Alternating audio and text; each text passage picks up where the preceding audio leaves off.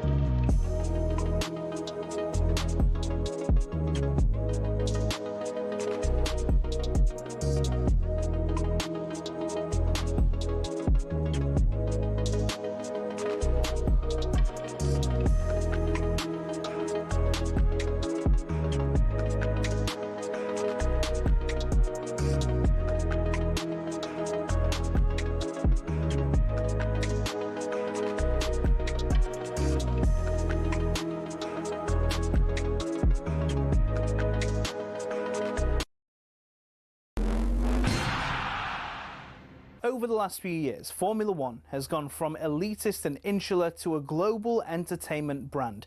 The transformation's down to American investment group Liberty Media, who cultivated a new image for the sport since buying it in 2016. Better access to drivers, improved content on social media and tapping into the US market have given F1 a massive boost in both attention and revenues. But is everyone happy? The fans certainly are, as evidenced by Drive to Survive. Almost 7 million people per season have tuned in to get all the gossip and all the drama from the paddock. The extra exposure means the drivers can demand a higher salary too. In 2010, the top drivers were earning $20 million a year, which isn't bad. But now, the very best earn 3 times that, with Max Verstappen getting a whopping $65 million in 2025. But money doesn't always buy happiness. Some drivers, including Verstappen, don't like the pageantry the changes have brought about. In Las Vegas in 2023, Verstappen said the drivers were made to look like clowns, and the event was 99% performance and 1% race.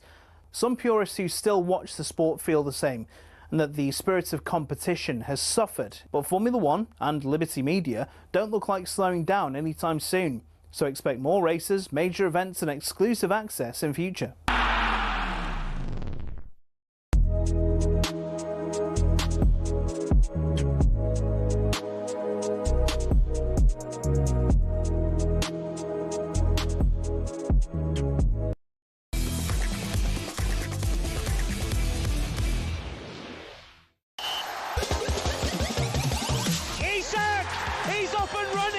And his first Liverpool goal could not have been simpler. In towards the right, Ekitike through the legs of the goalkeeper, and he scores. Of course he does. Determined to show that he's no one's understudy. Good evening, thank football. It's Friday. Ade Oladipo alongside Rory Jennings. We are going to hear from Everton defender Michael Keane. Everton play West Ham. Graham Potter under immense pressure. We'll also hear from former Premier League great Rio Ferdinand. Brentford take on Manchester United. Brian Mbeumo playing against his old side as well. Ekitike taking off his top against Southampton, doing the Messi. I still... Idiotic rule, but idiotic move as well. Yeah. It's a stupid rule. Forget the rule. The move was the worst thing.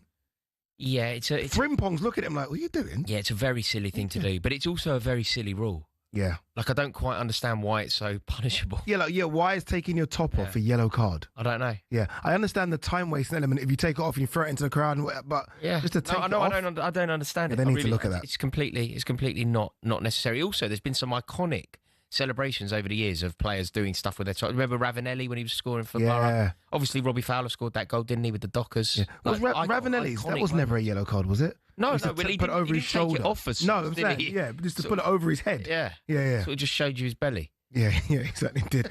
All right, the latest episode of the talkSPORT Daily Podcast will be available tomorrow morning as Sam Ellard and Scott Minto delve into the tactical trends shaping this season, exploring why Premier League football appears to be returning to its roots, from long throw-ins and specialised corner kicks to rugby-style kickoffs. That is crazy. I know. That kickoff thing, have you seen it? I don't understand it. It's incredible, isn't it? They also examine the resurgence of traditional number 9s and even Pep Guardiola's surprising decision to park the bus against Arsenal. Tune in via the talkSPORT app or wherever you get your podcasts from. All right, let's talk some big games in the Premier League. Liverpool go to Selhurst Park, a bit of revenge, I guess, on the mind after what happened in the Community Shield. Liverpool could go 8 points clear if they win. Isak likely to start for the first time for Liverpool in the Premier League. If Liverpool do go 8 points clear, bear in mind, Arsenal have to go to St James's Park, which is always a tough game for anyone. Any time in the season, tough game. 8 points this early on. Yeah, symbolic, isn't it? It is, isn't it? Symbolic. I know we're getting a bit early here, but it's massive that. Because you're chasing a team in Liverpool that I think will get 90 points plus. Yeah, I agree. I don't think we are going particularly early either. No? No, not really. Okay. Not really. It's that Tom in Chelmsford, he's put me off a little bit. But if you're 8 points clear at any point in the season, it doesn't matter whether it's with 30 games played or with 5 or 6 games played. If you are 5 points clear, 8 points clear at the top of the league, that is a chasm. It really is a chasm, because everything that we've learned about Arsenal this year suggests that they're not really capable of hunting down Liverpool. We haven't seen anything in. I'm not suggesting that it's a guarantee, but what we've seen from Arsenal so far, they're not going to put Liverpool under immense pressure. Liverpool aren't going to be hearing hooves, Arteta's hooves in their ear. I feel like Liverpool are finding a way to win. They're not playing particularly well, but they're finding a way to win, which is the hallmark of champions. And you know, when people are trying to position this late goal thing as a weakness, crazy that. I grew up with Man United doing that every single week. Time. I grew up, it became a thing, You used to look at the watch and you think, they're going to score. You can see it in two ways, can't you? You can see it as worrying, or you can see it as being reassuring for a Liverpool fan, and I think it has to be only seen as reassuring. They're finding a way to win games that they don't necessarily deserve to win. And when you think about who Liverpool have already played, you know, when you say you're an Arsenal fan or a Man City fan, you're dreaming of winning the league. You look at Liverpool's fixtures at the beginning of the season. You go, God, they got a tough start. Yeah. They have to play Everton. That's a potential banana skin. Of course. They play Arsenal very early. Newcastle. That's a potential banana skin. That was obviously St James's Park. In the under the lights, St James's Park, really hostile game off the back of what happened over the summer with Alexander Isak. It's probably the most hostile atmosphere that Liverpool will face this season. Agreed. And again, they found a win in the 100th minute. Everything that we're seeing suggests that they're going to be champions. And it does feel like they're going to do it at a canter. There's something weird, isn't there? I actually did a bit of research into this. The last time... You did research? Yeah, weird, I know. Yeah. But I did it because... I don't know how much you know about this, but Kenny Dalglish scored a volley at Stamford Bridge to win Liverpool the league. Yeah. And Liverpool won the league, I think it was in 86 at Stamford Bridge. And that victory on the final day of the season at the Bridge meant that they finished 2 points above Everton. Mm-hmm. That was the last time that Liverpool have actually been run ragged for the title. That was the last time that they've won a league where they've been really, really hunted down. Every can time you imagine they've won that? it, they've just gone, Imagine winning the league in '86 at Stamford Bridge. Imagine how hostile. It must have been an amazing atmosphere. Anyone that was at that game, particularly from a Liverpool perspective, must have been like an intoxicating game to be at and so memorable. But every other time that Liverpool have won the league, Liverpool have obviously gone close and gone toe-to-toe, but haven't come out on top. But when they have come out on top, every single title, they've won it, and they've won it at a canter. Last year, they won it by 10 points. The pandemic season, it was the earliest win ever, wasn't it? It was the latest because I think it happened in mid-June, but it was the earliest ever in terms of how many games left. I think they won it with 7 games to spare. Yeah, this text has just come in from Ben in Birmingham. It says, boys, when do we address the elephant in the room? The fact that Arteta clearly isn't the right person to take Arsenal over the line. We'll talk about whether that is the case a bit later. They go to Selhurst Park, Liverpool. And as much as we're saying, look, 8 points clear. Crystal Palace are unbeaten this season as well. We know that Glasner's a fantastic manager. Mateta seems to be, for some reason, one of the best number 9s that no one is talking about buying. They've kept their captain. That's not an easy game for Liverpool. I know Eze's gone, clearly, and he's the match winner, but Liverpool going to Selhurst Park, it's always been a tough place for Liverpool to go. I think there's a very memorable moment of it being a very tough place to go. Immediately in your head, you're thinking of Luis Suarez, aren't you? Maybe. It isn't actually a tough place to go for Liverpool, though. No. Okay, even if we win, it's still a tough game. It's never an easy game, Selhurst Park. Yeah, I kind of agree. I think Oliver Glasner is the governor. I think he's so good. So good. Such a brilliant manager, such a student of the game, and clearly destined to go somewhere significant. Yeah. He's going to go to the very top of the game. There's no doubt about it. And I think he'll win trophies at the very top of the game as well. Truly, truly great manager. But I also don't really see this as being particularly tricky for Liverpool. And I feel like even if it is, this tells you everything that I feel about the title race. Even if it is, say Crystal Palace end up getting a draw, I don't think that Arsenal are capable of capitalising on that anyway. Okay, let's move to that game then. St James's Park, Sunday, afternoon kickoff, Newcastle versus Arsenal. In my head, I just look at the midfield battle already and go, okay, this is going to be one titanic tussle. I agree. Titanic tussle. I agree. I mean, Sandro Tonali has turned into one of the best players in his position in the country, no doubt about it. Certainly Newcastle's most important player, I would argue. A truly brilliant player. And Declan Rice, I think you could easily make the case that everything that we've just said about Sandro Tonali could be extended towards Declan Rice. Of course, absolutely. So you are right, but what I can't understand about Arsenal is I think Arsenal have the best team in the country. I think that they have the best squad. Yeah, they've definitely got the best defence. I mean, the last year they had the best defence. Like the reason that they didn't win the league last year, they conceded less goals than Liverpool. They just didn't score enough. Now look at what they've done. They've gone and they've signed the most prolific goal scorer in Europe. They've signed a guy that scored goals in the Portuguese league. I agree. I don't rate him. But what I said is accurate. 100%. Yeah. Hence why he got the trophy, the Gerd Müller trophy. But I don't get it either. Don't get it. No, I don't get it either. But when you looked at the Arsenal squad last year, you would have argued that they needed maybe 3 things. They needed cover if Saliba got injured, and they've brought Mascara in. How good is he? And he looks good. They needed more creativity. They've signed one of the most beautiful footballers in the country. They've signed one of the most creative footballers in the country in Eberechi Eze, somebody who guided Crystal Palace to silverware for the first time in their history. And then they've gone and signed a prolific goal scorer. So they've done everything. Yeah. And they went into that game against Man City, and for the first time, I think, ever, I thought they'd win the game against Man City. I thought Guardiola would lose to Arteta. That was my prediction. And I think that he went into that game with a better team than City, went into that game with a better squad than City, and he was terrified of City. Yeah. Arteta was terrified. He shrunk, and it's exactly what he did at Anfield. Yeah. That is not how you win a title. To win a league, you have to go and claim a league. Okay, but that's Man City. That's Liverpool.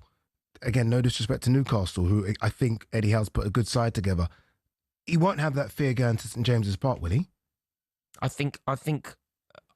But he knows now, surely, that the handbrake has to come up. No, he doesn't, because I thought that he would have known that off the back of what happened at Anfield. Like, he's getting it wrong. His team selection, the personnel that started the game against Man City, was factually wrong. Like, the way that the formation, the tactics, and the personnel, it was all wrong. You know, this nonsense, and without... I'm going to get grief here. Can I ask you, okay, if it was wrong, I think...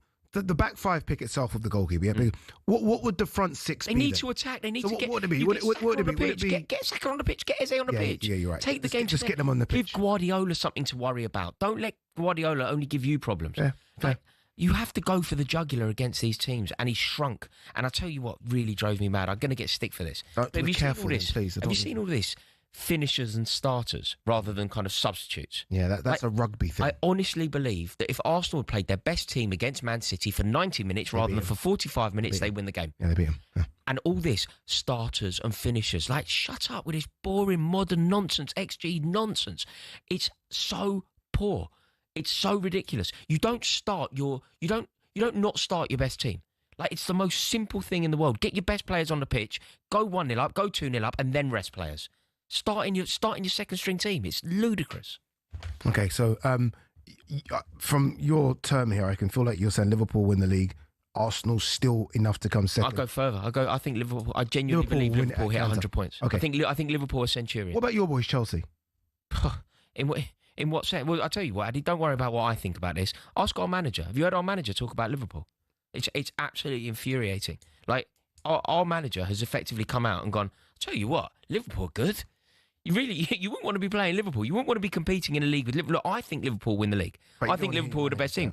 But I'm not leading a team that are capable of dethroning them. But you're not, my task. But are you though? My task in life. Is he not just being honest? I mean, you look at your side. You have no defenders, and now you have no forwards. And you can't genuinely be telling me that you think it's okay for Maresca to say this.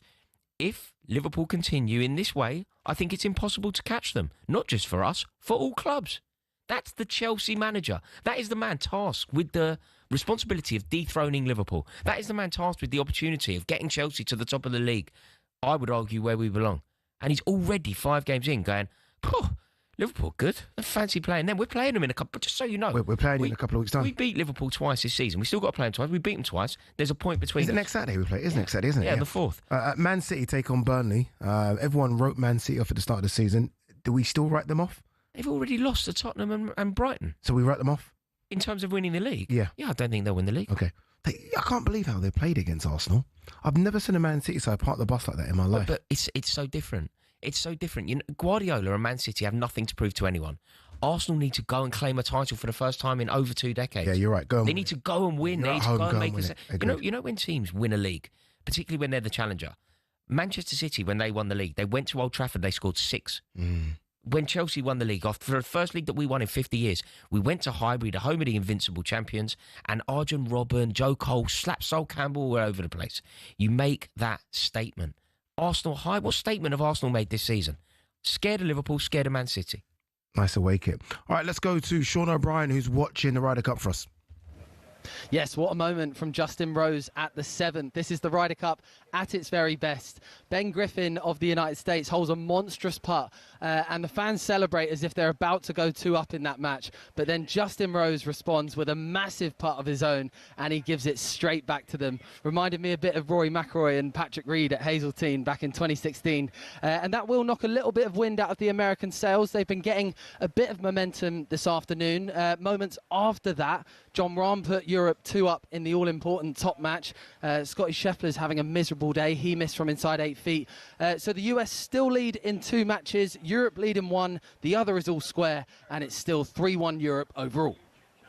Ryder Cup update on talkSPORT with Arnold Clark Charge. Ultra rapid EV charging at an ultra low price. Terms apply.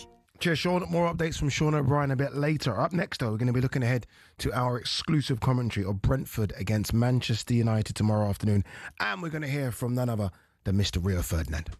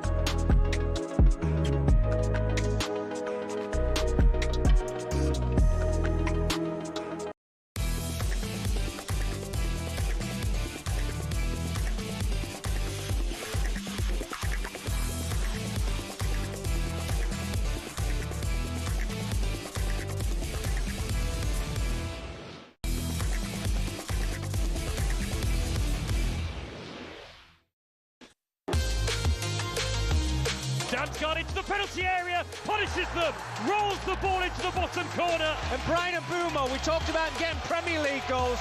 Well, he's just got one. The lifeline is being given back to Manchester United. They take the lead again. The greatest drama in the world. This is the Premier League. Yeah, Brentford versus Manchester United. talkSPORT exclusive, that game. Brentford, who I think many at the start of the season predicted would struggle under their new manager. Bear in mind, they lost Thomas Frank, who was there for nearly a decade. They lost their captain. They've lost their two strikers as well. Lost a lot, haven't they, Brent? Like, if he does keep them up, Keith Andrew, he's done so well. Yeah, I agree. Like, If you take the two top goal scorers, the captain and the manager, out of any team, like even a team as gifted as Liverpool, you take the two top goal scorers out of the team, you take the captain and you take Arne Slot out of it all, big trouble. They're going to struggle the next season. That's applicable to everyone in the league. Yeah, 100%. I mean, you saw when Van Dijk went down for Liverpool, how much they struggled, so you can understand why. United, 11th in the table, 7 points so far. Brentford, 17th in the table. Obviously, 5 games gone for both. What do you make of where United are? You know, like, it's difficult to kind of, because we still think of United as United, right? Behemoths. But ultimately, this is a team that finished sort of closer to relegation than they did to Europe last season. Yeah, and I imagine that will continue this season. Right. I think the only conversation that we need to have here is, do you believe that the result against Chelsea, beating us in the way that they did last week, can almost redefine them? Can that be the springboard, the galvanising effect? And Manchester United's season and Manchester United's tenure and time under Amorim effectively starts now. Can you use a Chelsea victory at home? I can't, because of Sanchez. You can't. I almost feel like people have started to use that result and haven't spoken the fact about, Chelsea had 10 men for nearly the whole game and the goalkeeper got sent off. Yeah, sometimes it doesn't matter how you get the result, though, does it? You just have to get the result. I think a lot of people went into that game thinking that Manchester United would lose 4-0. Equally, when Sanchez got sent off, it was still 0-0. Yeah. And they still had to go and win the game. True. And I think, very true. To be totally honest, I felt like we should have still beaten them from that position. I felt like we should have still beaten them with 10 men. They're a bad team. They lose games. They are rudderless. And they are an incredibly beatable Manchester United team. They will continue to be a very beatable Manchester United team, in my opinion. But you could argue, and I think it is an interesting topic to explore, will they be redefined by that victory? Can that be the genesis of Manchester United under Amorim? Unfortunately not, just because the squad, and it depends what that is, by the way. Again, are we talking top 10? Would United fans be happy with a top 10 place? No, well, that's not Manchester. No, that's not. So what are you talking about? When you say galvanise, are you talking about them going on a European run? I'm talking about them getting into Europe next season. Getting into Europe? At the very least, yeah. They're a million miles away from that. They're a million miles away from that. But they're actually not. If they can put a few results together, which they've never done under Amorim. No, I don't believe that. Which they've never done under Amorim. So you're asking them to do something they've never done under this manager. Yeah. But because they beat Chelsea, that we should all of a sudden think that that's capable. Let's hear anyway. Forget us. Let's hear from a man that knows a lot about Manchester United, Rio Ferdinand. He was on the Breakfast Show this morning and spoke about that facts are showing that his old side are actually making improvements. I'm not driven and sticking to data, but a lot of the data does tell you that Man United are getting into the right positions, they're doing the right things. And the hardest thing to do in the game is to put the ball in the back of the net. And that's where Man United are falling down and on their knees at the moment. They can't finish teams off, they can't score enough goals. And if you're not scoring goals at critical times, let alone at any time in the game, the team's under immense pressure consistently. So I think behind the scenes, I think you'd be looking at it, would be start going, listen, there's some positives, but we're just not seeing the fruits of it because we can't score. We can't celebrate those little positives, those little wins, because we ain't scoring. You can't do that. You can't say I'm not into data and stats, but then talk about a data and stats. Yeah, you can't do that. I'm not having that at all. Yeah. And the fact is, you spent, I don't know how much they spend, United, nearly 150 million on 75 million quid on Sesko, wasn't it? Yeah, and then the Cunha and Mbeumo, it's a lot of money they spent on forwards. So you can't say we're getting into those areas, but we can't finish them because you bought the people that should be finishing them. Yeah, look, I would argue that everything that we learned about Manchester United didn't change in the victory against Chelsea. The reason why they beat us, the reason why we were so inept was because of our manager. Our manager got it wrong. We've got a bozo in goal and we've got a manager that doesn't really know what he's doing. That's why Manchester United beat us. But I think you could also argue that Manchester United needed to beat Chelsea by any means necessary. There's no such thing as a good performance or a bad performance. It's simply a good performance means that you win the game. Manchester United got over the line. They got the 3 points. They got their second win of the season, which is the same amount of wins as we have, by the way. Yeah. Nobody's talking about Chelsea being in crisis. We've only won 2. And, when you think about one of the victories, that was against Fulham, where there was a most ridiculous refereeing decision on the halfway line. Removing the fact they've got Liverpool in a couple of weeks, this is Man United's sort of run of games. And you feel like he needs to start picking up points here. Brentford, Brentford. They have to beat Brentford. Sunderland next. They need to beat Sunderland. Then Liverpool, yeah? They can lose. Brighton, Forest, Spurs, Everton, I think you Palace, can take it, West Ham. You don't need to go that far, Ade. Yeah. I think we're going to learn exactly who Manchester United are actually in the next 2 games. Next 2. If they look, they could end up in a situation where they would have taken 9 points out of 9. They beat Chelsea, beat Brentford, beat Sunderland. All of a sudden, maybe you say that the corner has been turned. Yeah, and remember, no European football as well, so they are playing once a week for a long time. And they've obviously been battered in Grimsby. See what I did? Yeah, see what you did. See what I did? So they have no League Cup football to worry about either. Yeah. Is that game is it not being replayed, or Grimsby being kicked out? What's that more? Don't even try. What happened? I'm saying, absolutely not. Absolutely not. But look, I think Manchester United are still the same Manchester United that we thought they were before they beat us. Okay. Before they beat Chelsea, I think they're the same Manchester United. What do you think the score will be?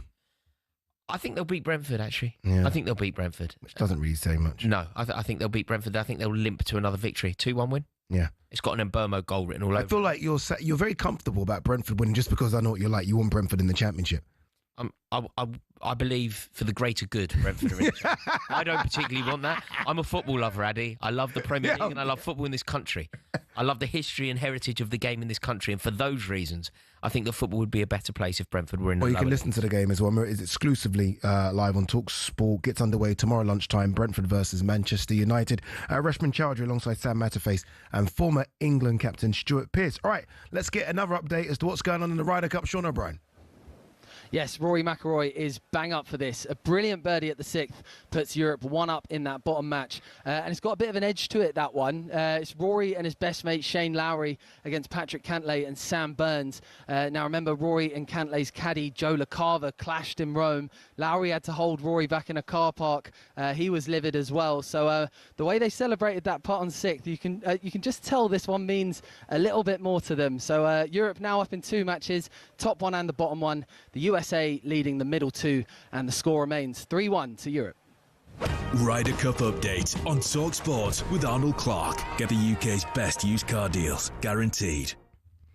Cheers, Sean. Thank you very much. More updates again throughout the evening. Big game about to kick off in the Championship. You can listen to it on talkSPORT to West Brom against Leicester. But up next, we're going to look ahead to a massive game on talkSPORT on Monday night as Everton take on West Ham. And yes, Graham Potter has seen those face swaps.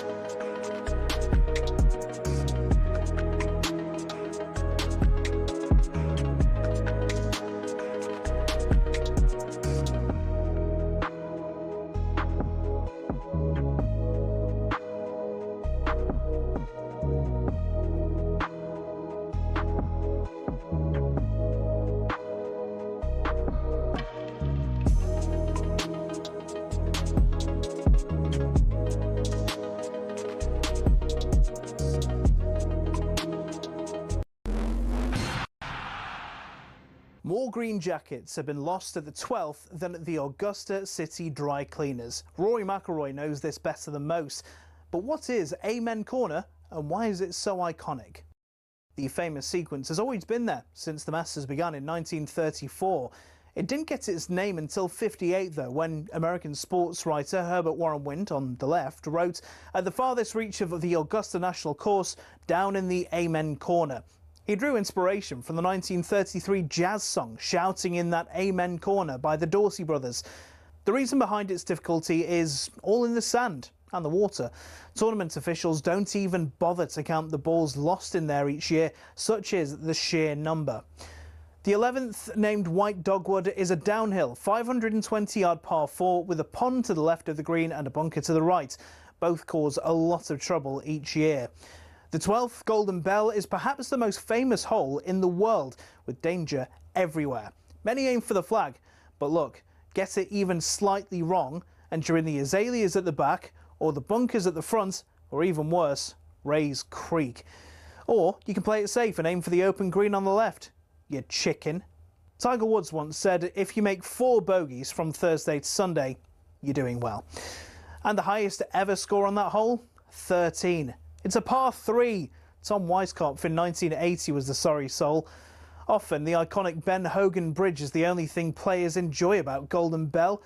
Even if you escape there unscathed, though, you met with Azalea, the dogleg par 5 13th. It tempts players to go for the green in 2, but cut over those trees on the left at your peril. Every year, it seems, Amen Corner destroys someone's dreams. Rory McIlroy dropped 3 shots through here as his round unravelled in 2011. In 2016, a year after navigating Amen Corner expertly, Jordan Spieth shot a quadruple bogey on the 12th to throw away his green jacket. I mean, it sounds like my game, to be honest. So who'll be the next to be brought to their knees, praying for mercy after Amen Corner?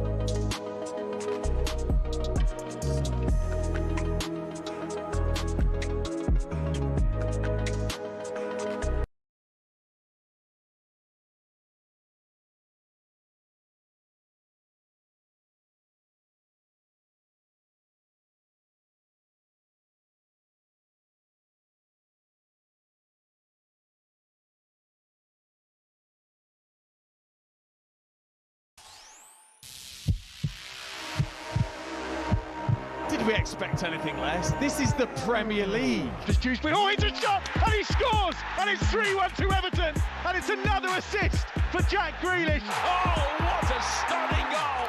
A magnificent strike from Lucas Paquetá. Good evening, thank football. It's Friday. Ade Oladipo Rory Jennings just gone 8 o'clock with you until 10. We're going to talk Harry Kane a bit later. Rumours swirling about a possible return to the Premier League. Surely only one side, if it is going to be a return for Harry Kane, and that's his old side, Tottenham Hotspur, but we'll talk about that as well. Best number 9 in world football? Harry Kane by a country mile. It's obviously not by a country. This is what there's you nobody. You could argue about who's second and third. Nobody is comparable to Kane at the moment. It's not about comparable. I'm not saying comparable. I'm just saying, like, because comparable, you're right, Harry Kane can do everything. Left foot, right foot, he can cross, he can do everything. But in terms of just out-and-out striker.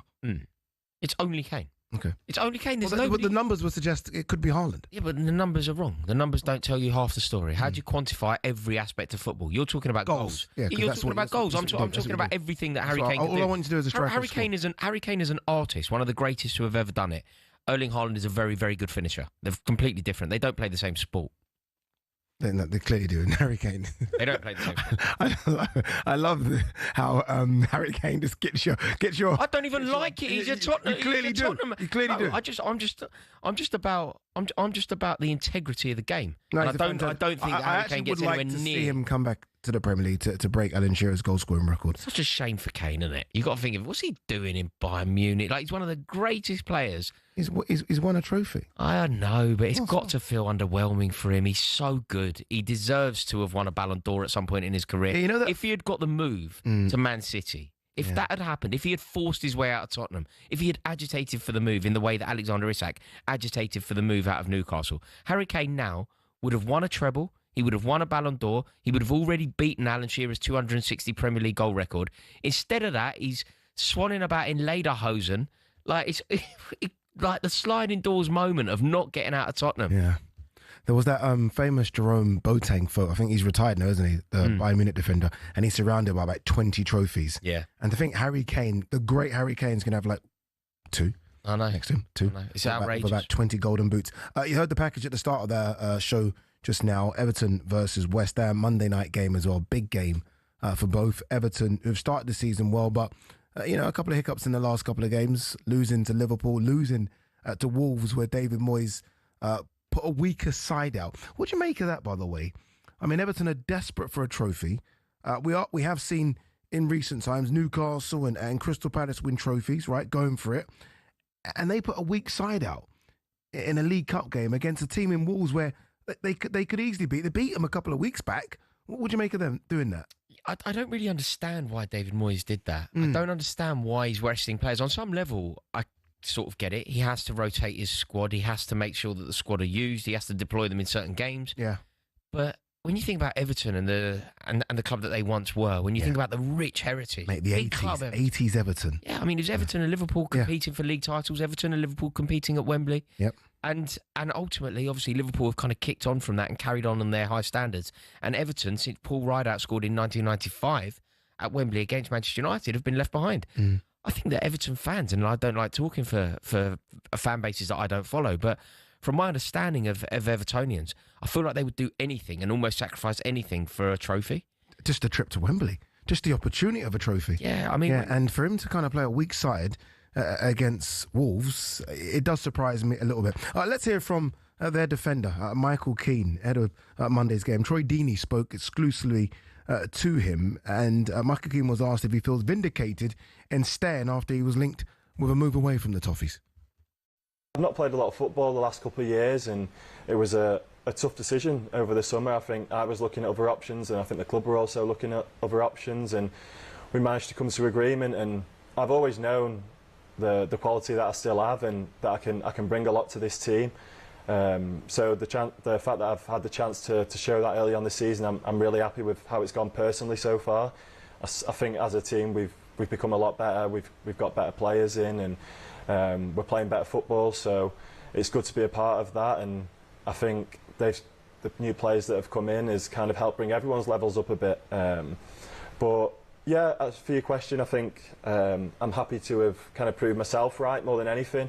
Obviously people question you, that's part of football, and to prove them wrong is nice, but I think first and foremost to prove myself right, I know what I can do, and the fact that I managed to show that so far, I'm happy.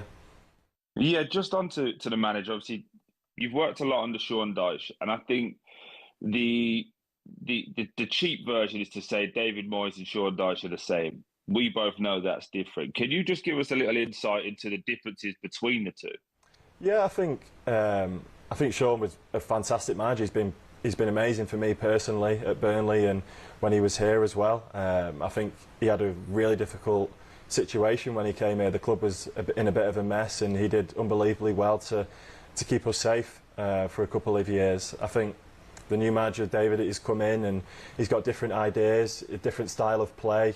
I think we get a bit more detail on how we like to play, how we like to build up through the thirds, and how we're going to attack in the final third. And I think you can probably see that by watching us. I think we're probably a bit better to watch on the eye. And I think expectations are really high with this manager. He's made it clear from day one. He's not come back here to fight relegation. He wants to see us climbing that table and pushing for European spots. So I think he's brought the players in that match them ambitions, and hopefully we can carry on the season like we started it and get ourselves in them positions.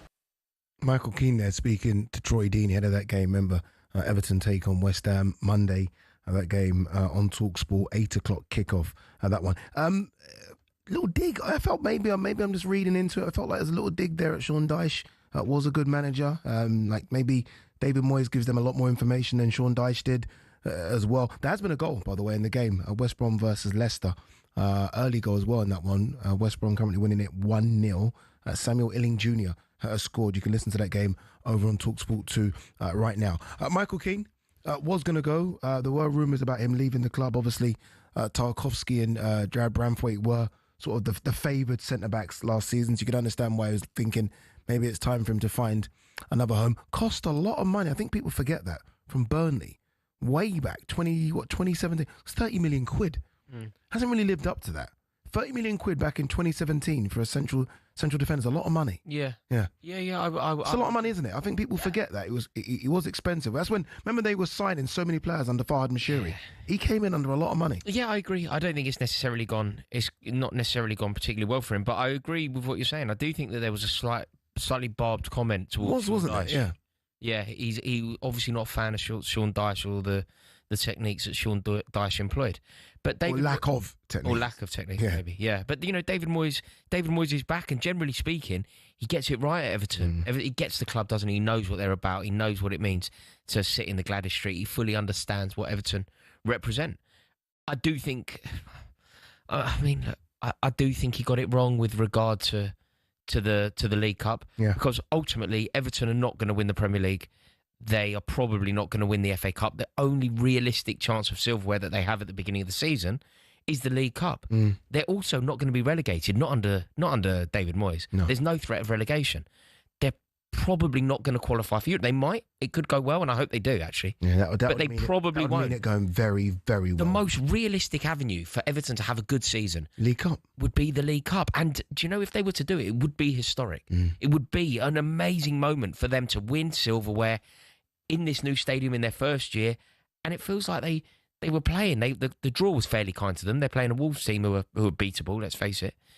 And I can't understand it. I just can't understand why they wouldn't prioritise it.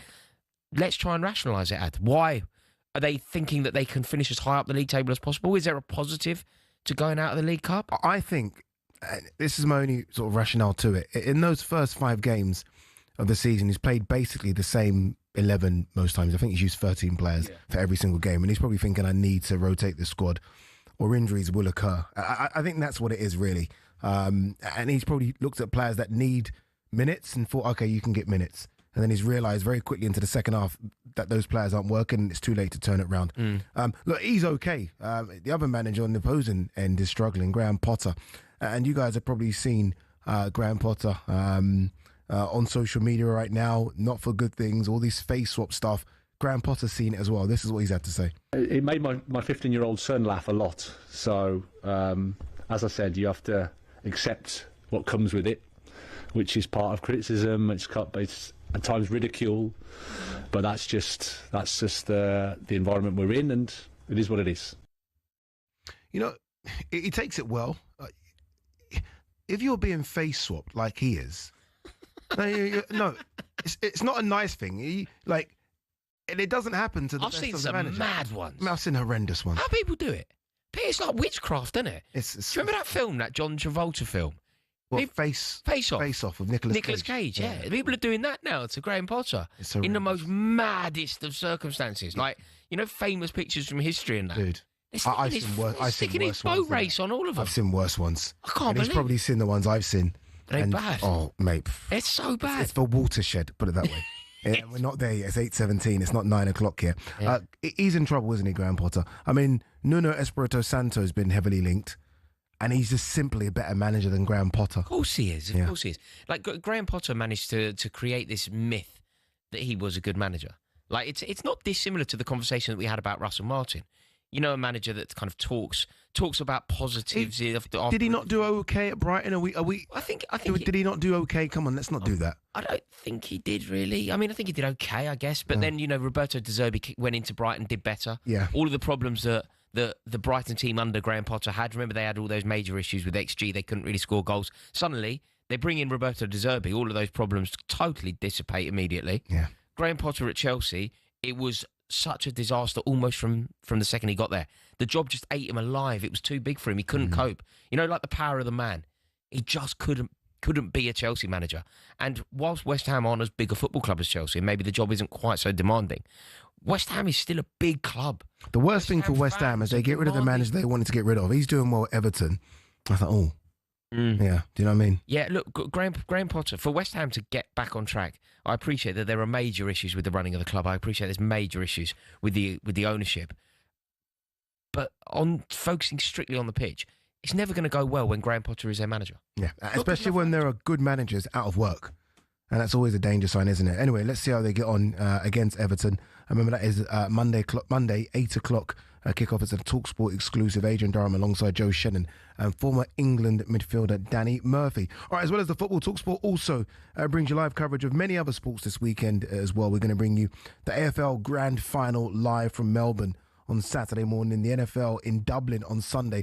Plus, Super League has reached the end of the season playoffs as well. And on Saturday evening, we've got live commentary of the Eliminator between Leeds Rhinos and St Helens. The best way to keep across all of this live sport is by downloading the talkSPORT app. But right now, let's get the latest from Sean O'Brien, who's watching the Ryder Cup.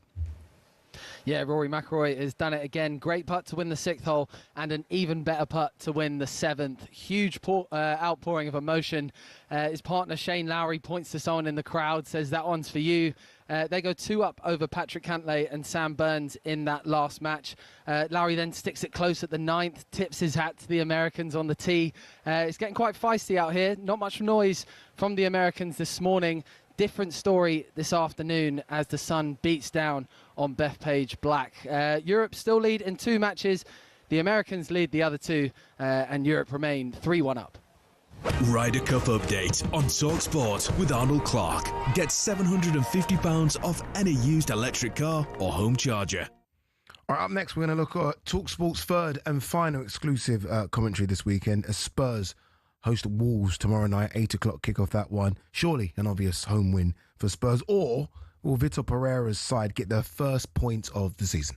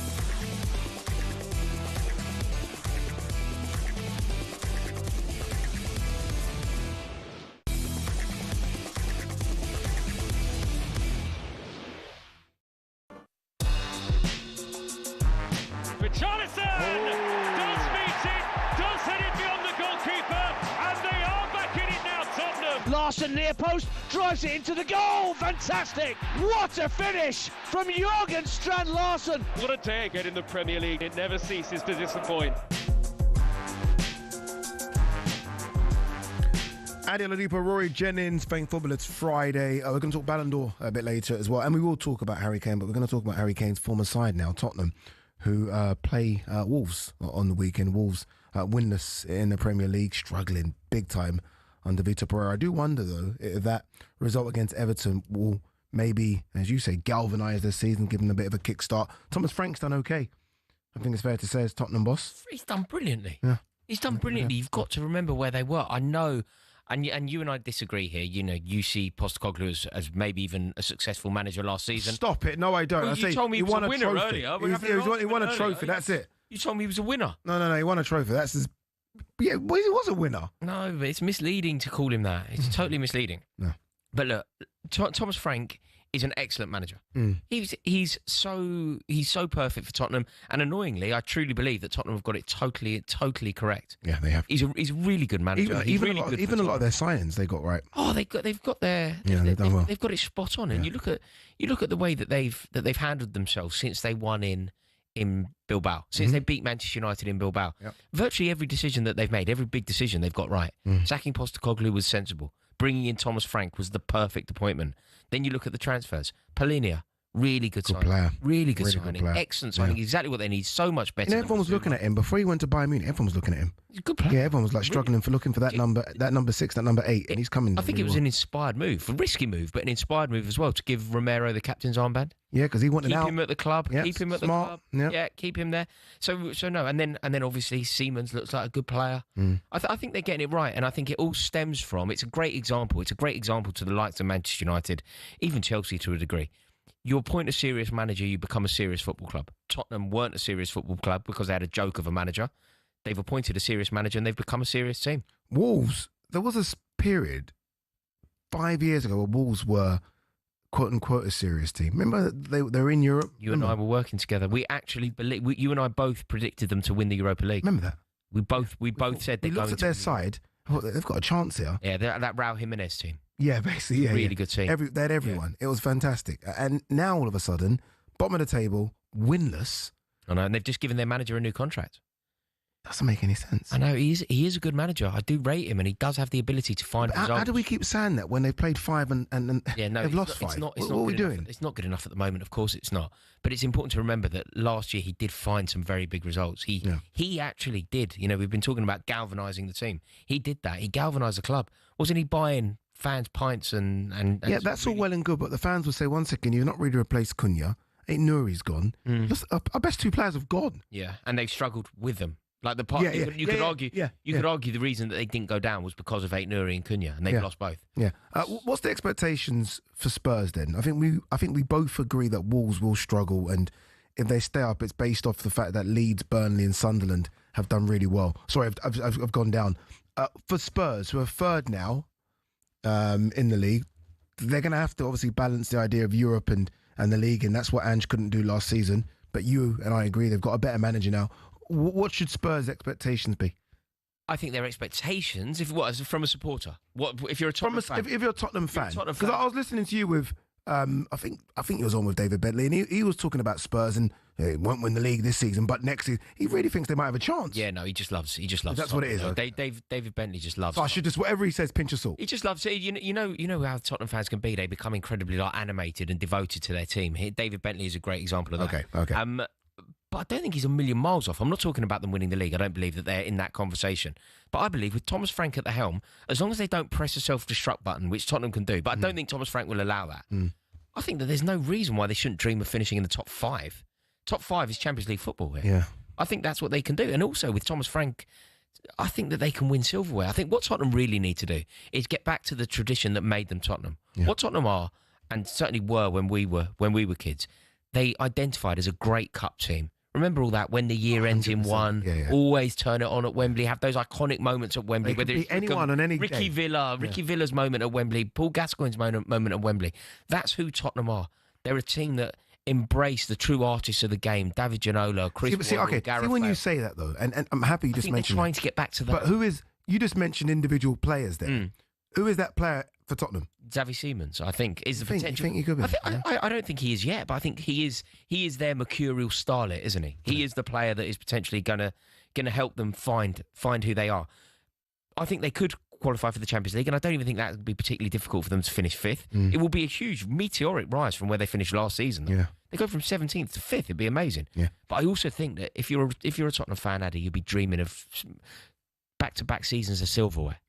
Mate. Honestly, that's the dream, isn't it? That would be incredible. It really would. Spurs, by the way, subject to, or rumours anyway, about Spurs potentially being sold. The fee we're hearing, 3.3 billion. 3.3 billion. Mate, I'll tell you what, I'd give anything to be £5 behind you, and even you couldn't afford that. Look at him. All right, Spurs versus Wolves Saturday, exclusive on talkSPORT, 8 o'clock kickoff, that one. Faye Carruthers alongside Joe Shannon and former Chelsea defender Scott Minto. All right, over on talkSPORT 2 currently, there's exclusive action from the Championship. It is West Brom 1, Leicester 0, and we can join the action now with former Scotland striker Chris Owolumo and your match commentator Jim Proudfoot. 27 yards it was. Let's see, Griffiths will be happy with that. The latest in the golf, incidentally, it is still 2 points each as things stand on the course right now with a 3-1 Europe lead. We'll keep you updated on talkSPORT 2. We welcome listeners from talkSPORT. Half an hour in here at the Hawthorns. West Brom leading Leicester by a goal to nil. A goal that, when it came, was very much against the run of play, and a sensational goal from Samuel Illing Jr., the young winger on loan from Aston Villa. He's had time at Juventus, hardly had a kick, but picked up possession about 10 yards inside the Leicester half, ran about fast, just tiptoed his way past him, drew another defender and slotted the ball off balance into the bottom right-hand corner. It's been a more even contest since then. Leicester completely dominant through the opening 10 minutes before the concession. They're on possession now on the left-hand side with Jordan James, who's come closest for them to scoring an equalising goal with a dipping effort that deflected just over the bar. That cross headed over there by Fatawa. Chris Owolumo's alongside me. 1-0 to West Bromwich Albion. Probably 1-1 would be a fair reflection of what we've seen. Yeah, I have to agree with that, Jim. What I will say, I think West Brom, after the goal, they have kind of got more into the game, seen a lot more of the ball and using it well. Leicester have dominated it, of course, but not really created that clear-cut chance off the back of it, getting into really good areas, but wrong decision. Just the quality just to be lifted in that attacking third for Leicester. Vestergaard able to get the ball forward here. Ricardo Pereira couldn't get it past Mepham at the first time of asking, but he can now feed Steffi Mavropanos inside the penalty area. Ball just too high for Ayew, and Albion can get it away. And both sides have been able to get themselves into that kind of position quite frequently, where it's all about the quality of the final ball or to pick the wrong pass. We've had very few really clear-cut goal-scoring opportunities. Jim, you don't have the luxury of having the monitors there, but I think that's an excellent ball from Mavropanos there. Ayew's just mistimed it. Yeah. You know, he's just got to come. He's got away. It's an excellent ball with pace as well. So all it is make the contact and have the accuracy. Hit the target. All the pace is on the ball itself. 32 minutes gone. Commentary continues on talkSPORT 2. If you've got the talkSPORT app, it's easy to seamlessly swipe left and right and keep abreast of what's going on. But with 32 minutes played here at the Hawthorns, it's West Brom 1, Leicester 0. I think they're fantastic. Chris Owolumo and Jim Proudfoot. Yeah. Fantastic combination. Yeah, brilliant commentary team. It really is. They're like the York and Cole of commentary. They're like the Ade and Rory of talkSPORT. Don't know if they want to hear that, actually. Yeah, no, I think they'll stick. They prefer the York and Cole comparison, I think. All right, let's get a quick update. Sean O'Brien watching the Ryder Cup. Yeah, it's a tale of two superstars here in New York. You've got Rory doing exactly what Europe expect him to do, being the talisman, and then you've got Scotty Scheffler doing the exact opposite. Real struggle for him today. Can't hold a thing in that top match against John Rahm and Sepp Straka, and the Europeans find themselves 2 up. Justin Thomas and Cam Young are leading the American charge. They're 3 up in the third match. Excellent Ryder Cup debut for the local lad Cam Young, and a bit of a baptism of fire for Europe's Rasmus Højgaard in that one. Match 2's the closest. Tommy Fleetwood and Justin Rose just 1 down there. Both just missed a couple of opportunities to win a hole. Rory and Lowry 2 up in the final match. So that means Europe leading in 2, the Americans leading in the other 2, and it's still 3-1 to Europe. Ryder Cup update on talkSPORT with Arnold Clark Charge. Ultra rapid EV charging at an ultra low price. Terms apply. Bayern Munich are in action tonight, and we've been speaking about this man a lot throughout the show, Harry Kane, and he's only gone and scored a penalty, meaning he needs just one more goal to become a record breaker. If you don't know what that record is, stick with us. I'll tell you after this.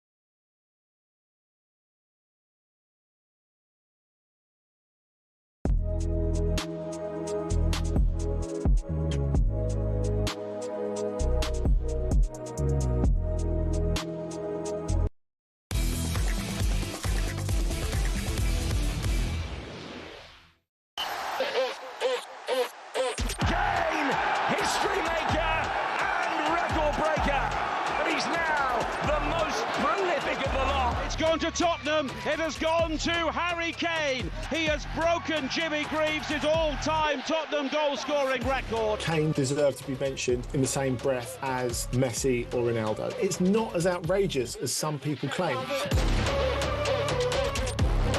Good evening, thanks for this Friday. Ade Oladipo, Rory Jennings. We're talking Harry Kane now. We mentioned before the break there that Harry Kane is 1 goal away from breaking a record. This is the record. The fastest players, by the way, to ever reach 100 goals for a club. This is in Europe's top 5 leagues. So Cristiano Ronaldo for Real Madrid and obviously Erling Haaland for Man City. Both of them got 100 goals in 105 games. Harry Kane has now got 98, or had 98 goals in 103 games for Bayern. They're playing Werder Bremen at the moment. He scored in that game, so he's got 99 goals in 104 games. He has 45 minutes to score and break the record. It's half time at the moment. 45 minutes to score and break. Like, I don't know what Bayern Munich fans thought they were getting when they got Harry Kane from Tottenham, but this is beyond their expectations. This is beyond even their expectations, though. Yeah, I mean, you know his first season when they didn't win the league and it was all going a little bit wrong for Bayern Munich. The easiest thing to do would be to criticise the new forward, the English new forward, and they didn't. Yeah. Like, even then, they were insulating him from the criticism because they could see that he is truly brilliant. Yeah. He's elite beyond elite. He is incomparable to anyone else in the world at the moment. In terms of what he does, playing that centre-forward role, the way that he plays it, I don't think there is another centre-forward that is even close to him. I would... The only reason I agree with you is because of the assist. 29 assists as well. I mean, 99 goals, 29 assists, so 128 goal assists for Bayern Munich. No other striker does. I think of the top number 9. So Dembele plays through the middle now. He doesn't do the assist thing. Nor does Isak. Nor does Haaland. No. Nor does Mbappe. They're not assists. They're goal merchants.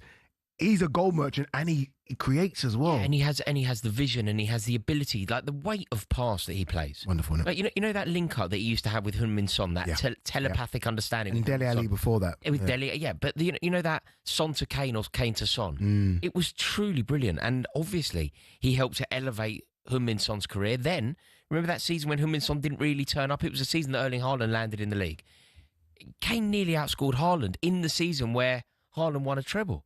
Like, Kane was scoring goals for a Tottenham team that were collapsing. The ceiling was crumbling in at White Hart Lane. And Harry Kane single-handedly was carrying that club. He is a true great of the game. And I kind of feel sorry for him.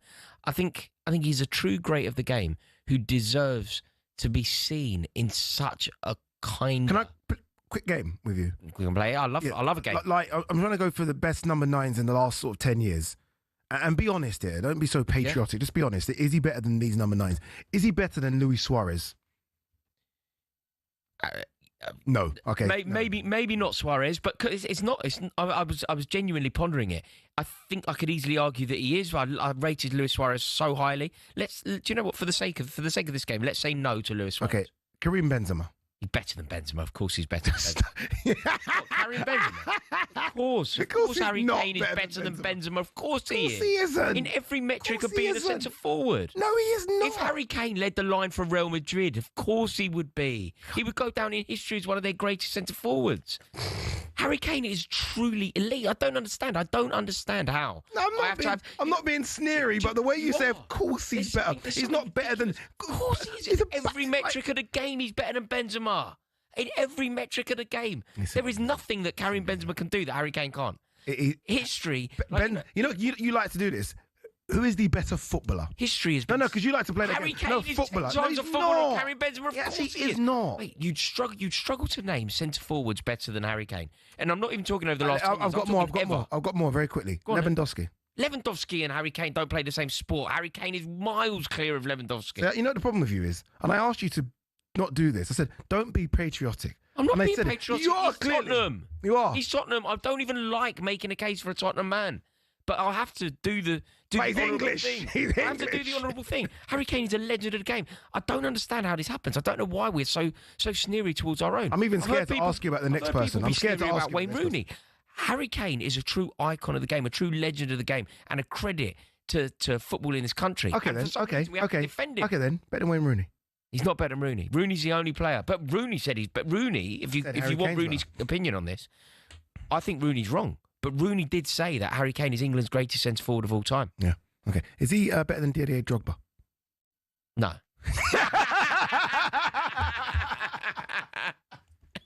No, let's not be silly about this. All right. He's better than Lewandowski and all that lot. Miles better, Benzema. All right, there's a lot of talk right now, actually, that Harry Kane could return to the Premier League. talkSPORT understands that Harry Kane's release clause from Bayern Munich will drop from 67 to 56 million at the end of next season. Sorry, end of this season. Harry Kane will be 33 by then. 56 million. I know he scores bundles of goals. Have you noticed something here? Have you noticed a relationship bring? I feel like I'm going a little bit... I feel like I'm aware of something. I'm like Bergerac and in the Channel Islands. Tottenham to Bayern and Bayern to Tottenham. I thought you meant your relationship to Tottenham. No, not my relationship to Tottenham. No. You've become very friendly with David Bentley. You know what I mean? I'm just saying, Harry Kane is sticking up for every week. I'm a bit nervous about you. No. Do you know what? I tell you what I have noticed though. Matthias Tell. Yeah. Eric Dyer. Yeah. Palhinha. Yeah. Good shot. Harry Kane. Sure. There seems to be this quid pro quo relationship between Bayern Munich. There seems to be a relationship there, where nothing is blocked or stopped, which is important. They seem to kind of do business with one. It's a lot of money, though, isn't it? I know he's fantastic, and all the things you read out about him, you are correct. I mean, he is incredible and one of the best nines ever. But 56 million for a 33-year-old for Spurs, because that's the only club he's going to go back to. It almost seems too much for even them. And the fans, it'll pull on the fans' heartstrings. I get all those things, but 56 million? Can I ask you a question with regard to this move? Go on. I can understand through like nostalgia and romanticism why Harry Kane would go back. It's the way Didier Drogba came back to Chelsea. It's the way Alan Shearer ended up at Newcastle United. I understand why there'd be that kind of serendipity about it happening. But being completely honest, if Harry Kane leaves Bayern Munich, he will win another Bundesliga. He will come back and he will know that he is in the twilight of his career. Yeah. At Tottenham, the way that we've understood Tottenham, unless Thomas Frank does something truly amazing, he will need to come back and sign for a club that can win the league. Because he'll have probably 2 years at the top. And in those 2 years, he will need to hit 260 goals. He will need... Which is 47 away from... Yeah, so he can do that at Spurs in 2 seasons. He can probably do that at Tottenham, but I feel like he will need to sign for a club, unless it is about the beauty of the game, which I think there is a place and for. I think that is it with Kane. I think he went away to win a couple of trophies. Do you not think that he would have to come back and maybe sign for Man City. If Erling Haaland ends up going to Real Madrid? He comes back, signs for City, wins himself a league title, and then... Will Man City sign a 33-year-old? The only reason I think Spurs will spend the money because it's Harry Kane. These clubs don't sign 33-year-olds. Man City don't do that. Can Tottenham give Kane what he will need if he comes to Tottenham? If he comes to Tottenham off the back of winning another league in the Bundesliga, like he will be one of Europe's best strikers, in my opinion, Europe's best striker. Are Tottenham, the club that they are currently under Thomas Frank, a club capable of signing Europe's top striker? All right, let's hear from said manager Thomas Frank. This is what Thomas Frank had to say about what would be a sensational return to Spurs for Harry Kane. I think there's a lot of Tottenham fans, including myself, who would like to see Kane back. He's a top player. I don't know what he's thinking. Myself, I'm a traveler. I like to explore things as well. So he's been here for many years. So why not enjoy the time at Bayern a little bit more? But he's welcome. If you want to join us, he's more than welcome. I like it. Didn't shut the door on it, did he? Didn't shut the door. In fact, he opened the door. He's welcome. You want to join us? Come and join us. No, but we haven't learned anything there. There isn't a manager in the country. Like you could ask Enzo Maresca, you could ask Arne Slot, you could ask basically any manager in the league. Do you have room for Harry Kane in your squad? And the answer is yes, isn't it? Nobody's going to go, no, the best striker in the world can't play for our club. Best striker in the world, according to Rory Jennings. Ade, don't present that as something controversial. One second. The least controversial thing I've ever said on this station. I actually think the person that scores most goals in the hardest league in the world could be considered the best striker in the world. That's all I'm saying. This isn't a fight with you. Harry Kane often did that. Yeah, but he's not doing it now. He's not doing it now. There's a guy called Erling Haaland who's scoring the most goals in the hardest league in the world, and you continually tell me that the Bundesliga isn't difficult to score. Do you honestly believe that Erling Haaland is a better striker than Harry Kane? I want my striker to put the ball in the back of the net, and they do it at the same rate. Okay, we'll ask you again. It's like a court of law. No, I ask you again, Your Honour. Do you believe that Erling Haaland is a better striker than Harry Kane? Because if you do, I've got a ticket to Broadmoor. Don't do that. No, he's not. There we go then. He's not, and I don't want to go to Broadmoor. All right, Sean, save me. Let's go to Sean in the Ryder Cup. Yes, that first point of the afternoon is edging closer for Europe. John Rahm and Sepp Straka now 3 up in that top match with 7 holes left to play. Brom took down Bryson DeChambeau and Justin Thomas alongside Till Hatton earlier today.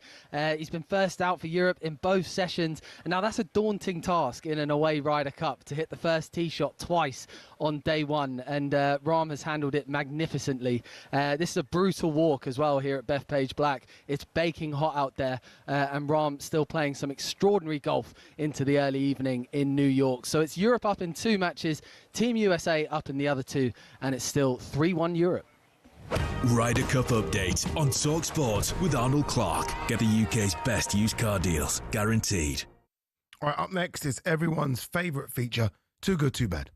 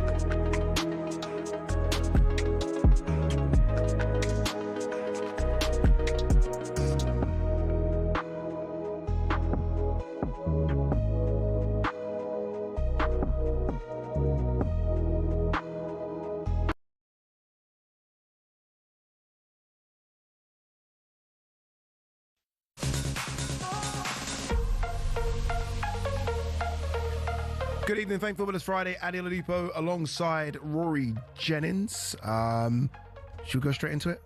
Let us go. Should we do it? Should we do this? All right, let's do this. It's time for this. Too good. Todd Bowley has become our sporting director. The man's never worked in European football before. So the fact that he's now in charge of this recruitment drive fills me a little bit with fear. Too bad. Going out and signing with Charleston, it's huge, isn't it? He will certainly score goals for them.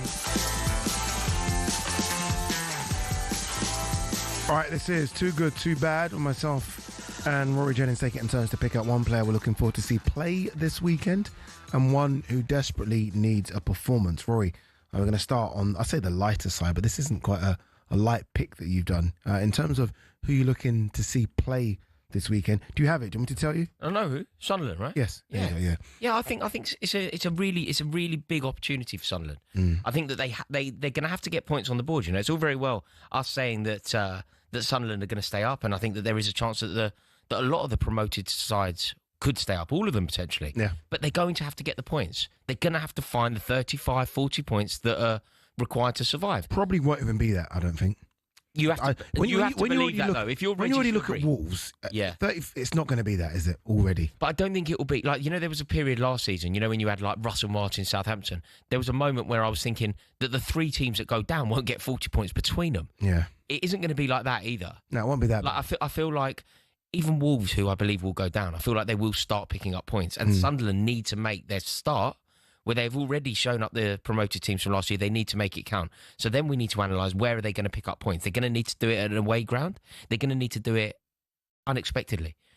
I think going to Nottingham Forest to play Ange Postecoglou's team off the back of Postecoglou's team playing in Europe. Yeah, this is your chance. This is your chance. This is when Sunderland need to go and get an away win. That was like physically taxing against Real Betis. Yeah. So yeah, it's the kind of fixture when when you're new to Europe, especially when you're new.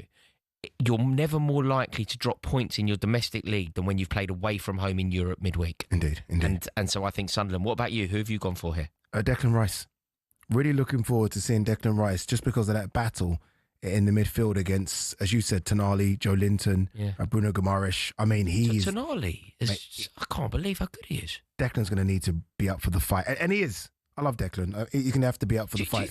Do you think? Let's say that Declan Rice wins the midfield battle. Arsenal win the midfield battle. Do you think that's enough for them to win the game? Yeah. Do you really? You think the game will be won and lost in the midfield? I really do. Newcastle can't score. Can't finish their dinner, can they? Let's be honest, Newcastle right now. No. Defensively, they're good. But it's that midfield battle. Arsenal can score. I know you potentially think that Arsenal will drop points, but Arsenal can score. They have got goal scorers.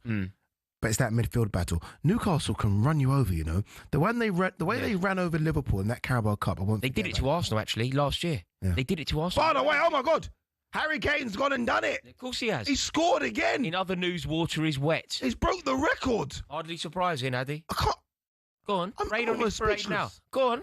Go on, rain on his parade now. You're like Kim Kardashian hater. No, I just said he's not better than Benzema. I didn't say you act like I said he's not better than Ollie Watkins. I said he's not better than a Ballon d'Or winner. He's not. He's miles better than Benzema. He's clearly not, and he's proved it because he's broken more records. Is that a round of applause from Ade Oladipo? Honestly, that's incredible. Harry Kane, an icon. Harry Kane is an icon. 100 goals in 104 games is insane. 100 goals in 104 games. But it's in the Bundesliga. Doesn't matter. It's in the Bundesliga. Ronaldo did it for Real Madrid, and Haaland did it in the Premier League. Come on, dude. Mate, Come on. Kane is amazing. All right, yeah, so Declan Rice needs a performance. It's going to be a tough game for him, but I think he'll find a way. He always looks knackered after 5 minutes, but that's just Harry Kane. Sorry, that's just Declan Rice. All right, who needs a performance? Benjamin Sesko. Tesco? Sesko. Did you say Tesco? Sorry, that is going to be on Clips of the Week. That is 100% on Clips of the Week. Benjamin Sesko, okay. However you meant to say it. I think he needs a game. He needs a game of his life.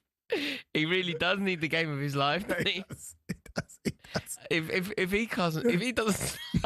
he doesn't start scoring soon, I don't know what. It just doesn't look like doesn't look like a Man United forward at all. No, you know what the crazy things about him and look, Gyökeres has scored, so he's okay. He's got sort of credit in the bank. But the fuss that was made over those two, in the summer, fuss over those two, and Sesko just doesn't look like that guy, does he? No, he really doesn't. He really doesn't. And you know when you see the 3 new forwards at Manchester United, 2 look like Manchester United players. I know it's not necessarily going their way, but I've seen moments where you think, okay, they can be Manchester United players. Sesko, nothing. He just needs a tap in. You know, he just needs anything. Tap in. Maybe they get a penalty. I'm not sure he'd finish it. Yeah. I bet say that as well. Well, he hid from the penalty as well, didn't he? He did. You're right. He really did. What about you? What have you gone for here? Needs a performance. Needs anything. Graham Potter. Honestly, I mean, look, by the way, he gets a result away at Everton. That's a big result, but I don't think even that will save him. You know when you just know the writing's on the wall? And it's just there, isn't it? The writing's on the wall. There's a few managers like that in the Premier League right now. We spoke about Russell Martin, same thing. I just think West Ham fans just don't like him. No. I don't think they're taking to him at all. They could win 5-0 and he still need to be sacked. Yeah. It's over. It's done. It's done. And I think he knows that as well. So it'll be interesting to see what happens. All right, there you go. Let's get an update now. Another one at Ryder Cup. Sean O'Brien. Yeah, big moment for Europe at the 11th. Tommy Fleetwood and Justin Rose levelled the match against Bryson DeChambeau and Ben Griffin. Fleetwood drained a birdie putt from around 13 feet. So that one's all square. And it looks really important, that one. Plenty of blue on the board here. Europe winning the top and the bottom matches. The US looking comfortable in the third. So if it stayed like this, Europe would take a 5.5, 2.5 lead into Saturday. And I just got a notification from my Ryder Cup app saying Europe have a 78% chance of winning already. Long way to go here. Remember, Europe are 3-1 up after that morning session. Ryder Cup update on talkSPORT with Arnold Clark. Get £750 off any used electric car or home charger.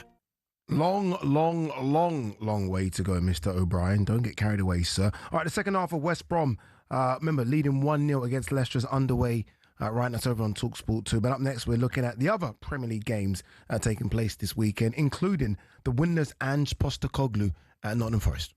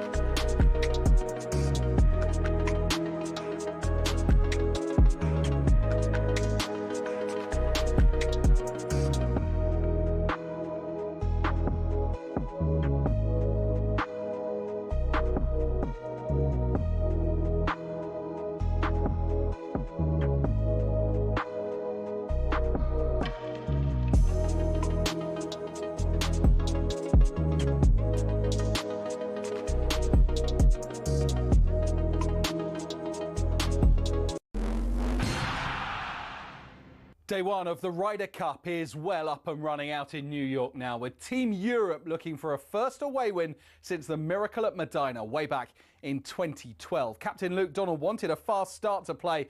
To find out how Europe are getting on at Bethpage, head to talksport.com. ENIC, the group behind Spurs, insists the club is not for sale.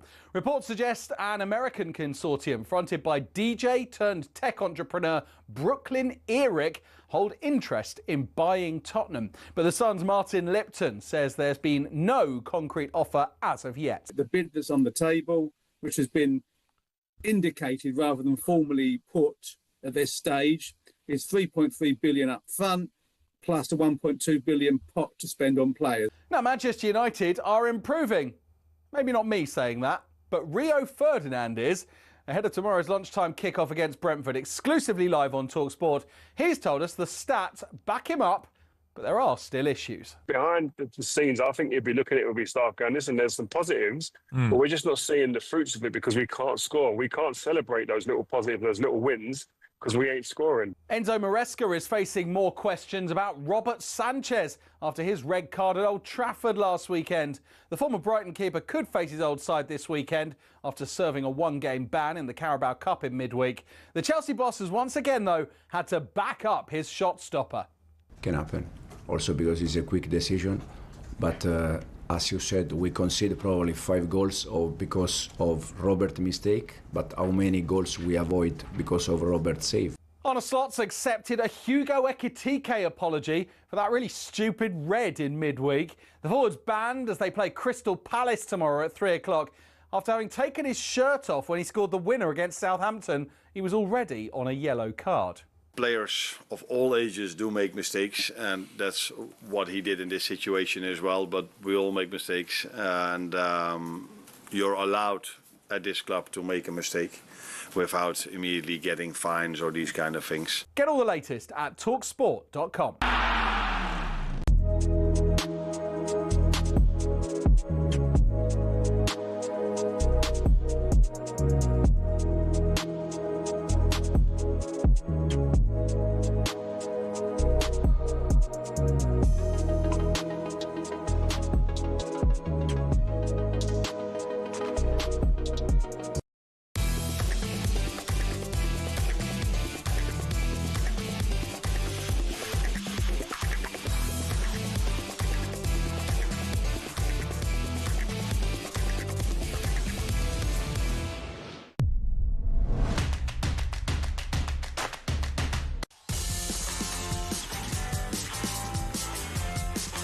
What are you doing, Mr. Jennings? What's it to you? You a copper? Well, what are you doing? You're a copper. Don't worry about it. Put your ears in. Worry about yourself. We're playing out some order. You can't even hear it. I'm fully switched on. I'm ever the professional. Justin Peach from the Second Tier podcast is going to join us just after 9:30. I do want to talk about that game between Ipswich and Blackburn. Yeah. In sort of a mess, wasn't it? More than a mess, isn't it? It's a disgrace, isn't it? It's a disgrace. I know there are rules, but sometimes, I mean, just a bit of common sense. No, but Ade, do you know what happens? This happened in my WhatsApp group. You know when you got a WhatsApp group? Yeah, I'm in a WhatsApp group, football fan. Right, I'm in a group of my mates. Yeah. We were trying to work out, and in the group, you've got Chelsea fans, QPR fan, a Millwall fan, a Man United fan. We were trying to work out what you should do. It's basically impossible. What do you mean it's impossible? So when you try and analyse what should happen, so I think we immediately go, gosh, what's happened here is terrible. This Ipswich situation, if Blackburn situation is terrible. And then as soon as you try and drill down into what you believe should happen, you immediately come up with another problem. Okay, so they play, everyone stays in the hotels, they play the game next day. From what? From what minute? From the 77th. When did it get called off? Yeah, about 10 minutes ago. 79th. Everyone stays in a hotel, and next day the game's on. And so you all get together to play just for 10 minutes. Yeah. Yeah. I mean, what, you should play the whole game again? No. I don't necessarily think that's the right solution. I think it's a really difficult one to.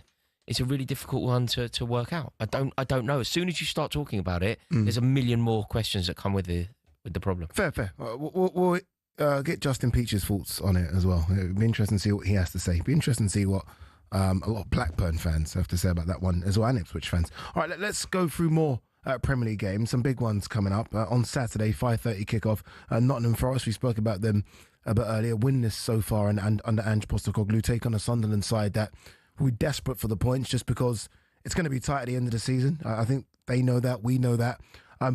It's a big game for Ange, this one.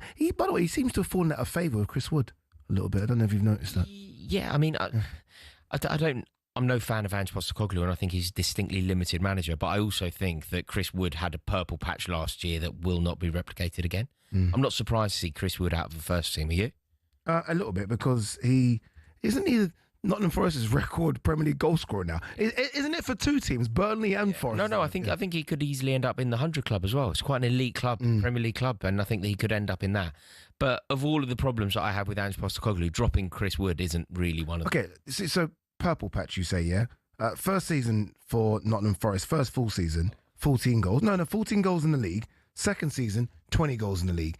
Come on, Rory, that's not purple patch. That's just a man that knows how to put the ball in the back of the net. I think 14 and 20, I'm sorry, no. No, don't do it. What? How highly do you rate Chris Wood here? Highly enough not to get dropped by Nottingham Forest. Of course he should be dropped. If Nottingham Forest are to become... He scored 20 league goals last season. He scored 14 the season before. They desperately needed Chris Wood to shine towards the end of last season. Everyone was knackered. Morgan Gibbs-White was knackered. They needed Their captain was knackered. Elanga was knackered. He had chance after chance against Chelsea on the final day of the season. He made a pig's ear of them all. What's wrong with you? You don't rate Harry Kane, and now you're in love with Chris Wood. 1 second. He scored 20 Premier League goals. Doesn't make any sense. The hardest 2 minutes ago, I'm talking about the brilliance of Harry Kane, and you're telling me that I'm wrong, and how Robert Lewandowski's better, and how Karim Benzema's better, and how Harry Kane, maybe I'm overrating him because I'm patriotic. Now we're talking about Chris Wood, and I went, he's not very good, really. And you're like, what? He's amazing.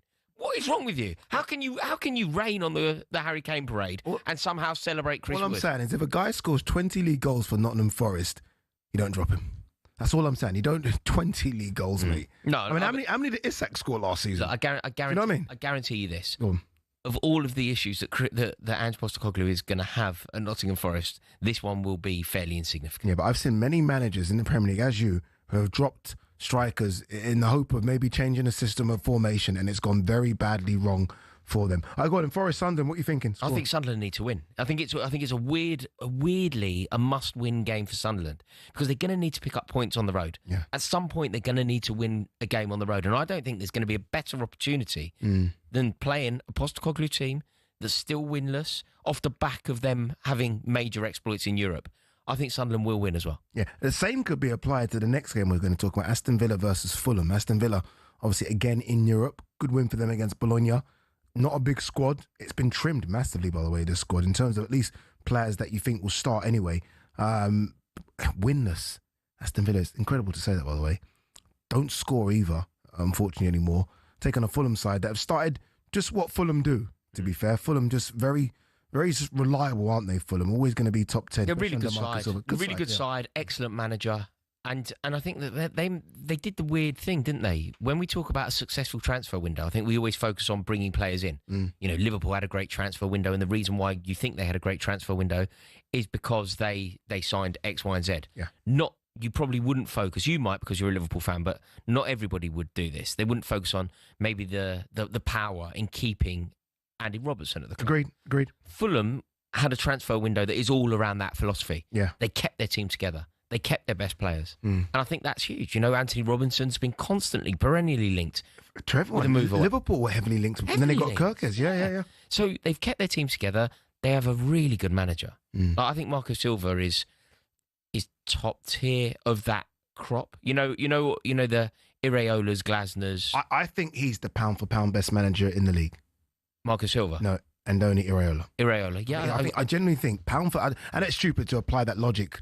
Do you know what I think? I think he's fantastic, Iraola. The reason why I believe, I agree with you, by the way, that he's better, but the reason why I think Marco Silva is the next cab off the rank is I think Marco Silva could quite easily be the next West Ham manager very soon, whereas I feel like Iraola will sit tight and end up at Real Madrid or Bayern Munich. That's the difference between the two. You're right. I almost feel like Marco Silva's not reached his pinnacle, but I don't think he's going to get one of those big jobs. Well, I think Iraola, by the way, Iraola links with Chelsea. I'd love Areola. I'd love Areola at Chelsea. I would love that. I'd love that now. Really, I'd love that. Yeah. But no, look, I think Fulham are a really good side, and I think that they will give Aston Villa a problem. Go on then, scoreline. I think Fulham win the game. You know, Aston Villa have played in Europe. It's hard when you're playing in Europe. It's hard. The home fans ain't happy either, are they? No. Right, Leeds United, who've had what they would class as a perfect start, right? They've won a couple. I think they've drawn. They've lost a couple. I think 7 points, Leeds United. So it's been a good start to the season. Great tally. Bournemouth secretly playing fantastic. I think Bournemouth are 4th in the league. Yeah, I mean, and that's what Areola does. Mate, they lost their whole back line. Mate, literally, the whole back line got sold. Do you know what I thought was amazing as well? You know, when you analyse where the back line went. Yeah, one of their goalkeeper went to Arsenal. Yeah. They had a player go to Real Madrid. Yeah. They had a player go to Paris Saint-Germain. Yeah. They had a player go to Liverpool. It's nuts, isn't it? When you think of it like that, it's nuts. And by the way, apart from the goalkeeper, they're all starting. So they haven't gone there to be squad players. Like Kirkes is number one. Hoyson, when fit, plays. Do you know what I mean? It's truly. It's remarkable. Yeah, apart from getting sent off, Areola is a genius. However, let's just talk about this Leeds game. If you believe Leeds stay up, and I think they will, do they not need to be beating sides like Bournemouth? Not because of who Bournemouth are, but because of what Bournemouth are. Like, did the Leeds United not have to look at a home fixture against a side like Bournemouth and think... I know exactly what you mean. Yeah, this is where our points come from. I think everyone does that with Bournemouth. And then they just slap you up. And Bournemouth show you that they're not Bournemouth. No. They're Real Madrid. They're Real Madrid and Bournemouth. Madrid. Basically, yeah. So you are right. Leeds will look at... And Leeds fans will do the same thing. They look at Bournemouth and think, okay, we need to get 3 points here. The problem for Leeds is that Leeds don't play like a promoted side. And what I mean, they actually play good football. Yeah. Bournemouth play better football. Do you know what Leeds can do? I think that they're in a situation where they will know a couple of times a season, maybe even more, they'll just get done. You know how they got done at Arsenal, for example. Yeah. But then they'll pull a good result out of the bag. You know that draw that they got at Newcastle or whatever. So I think that Leeds would obviously take a draw at home to Bournemouth. Yeah. But I wouldn't be too surprised, unless you believe... How high do you think Bournemouth actually finish this season then? Top 8. That means that they're probably going to have to win at Ellen Road. Yeah. Unless what happens last season where they just fell off a cliff. If you believe that they can maybe go I really do think they can. I really do think. I watched them against Liverpool, and I mean, we were doing them, and they came back for and I was like, "What's Semenyo doing? Someone kick him." They're a joke. They're too good. Player. Yeah, I completely agree. They are too. Go on then. Scoreline prediction very quickly. I'm going to go for a 1-1. 1-0. Doesn't really suit anyone. Does it? It's not really like it to sit on the fence. All right, Sean O'Brien, give us an update. What's going on, Ryder Cup? Yeah, only one red point on the board in this afternoon's session, but it is a pretty resounding one. Americans Justin Thomas and Cam Young are 4 up over Ludwig Åberg and Rasmus Højgaard with 7 holes to play. So looks like that one's going to go red. Europe's still looking good in match 1, 3 up with 5 to play. So there's an awful lot riding on these other 2 matches. Shane Lowry just put Europe 2 up in the bottom match, and Tommy Fleetwood and Justin Rose are all square with Bryson DeChambeau and Ben Griffin in the second match. Now, if both of those turn blue, it is very bleak for the Americans, but they could just as easily go red and then suddenly we're all square. So tense closing moments here in New York, and Europe still lead 3-1. Ryder Cup update on talkSPORT with Arnold Clark Charge. Ultra rapid EV charging at an ultra low price. Terms apply. All right, up next, we're going to be looking at Ousmane Dembele winning at the Ballon d'Or, the Paris Saint-Germain and French striker. Is it football's ultimate personal accolade, or, and this is probably the right answer, is it just one big vanity project?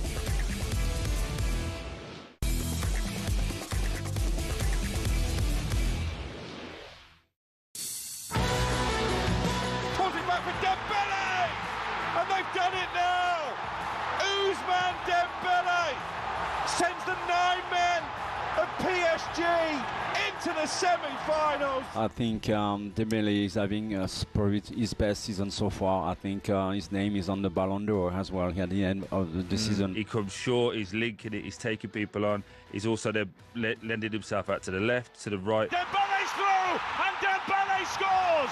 2-0 to Paris Saint-Germain. 2 goals in 2 minutes.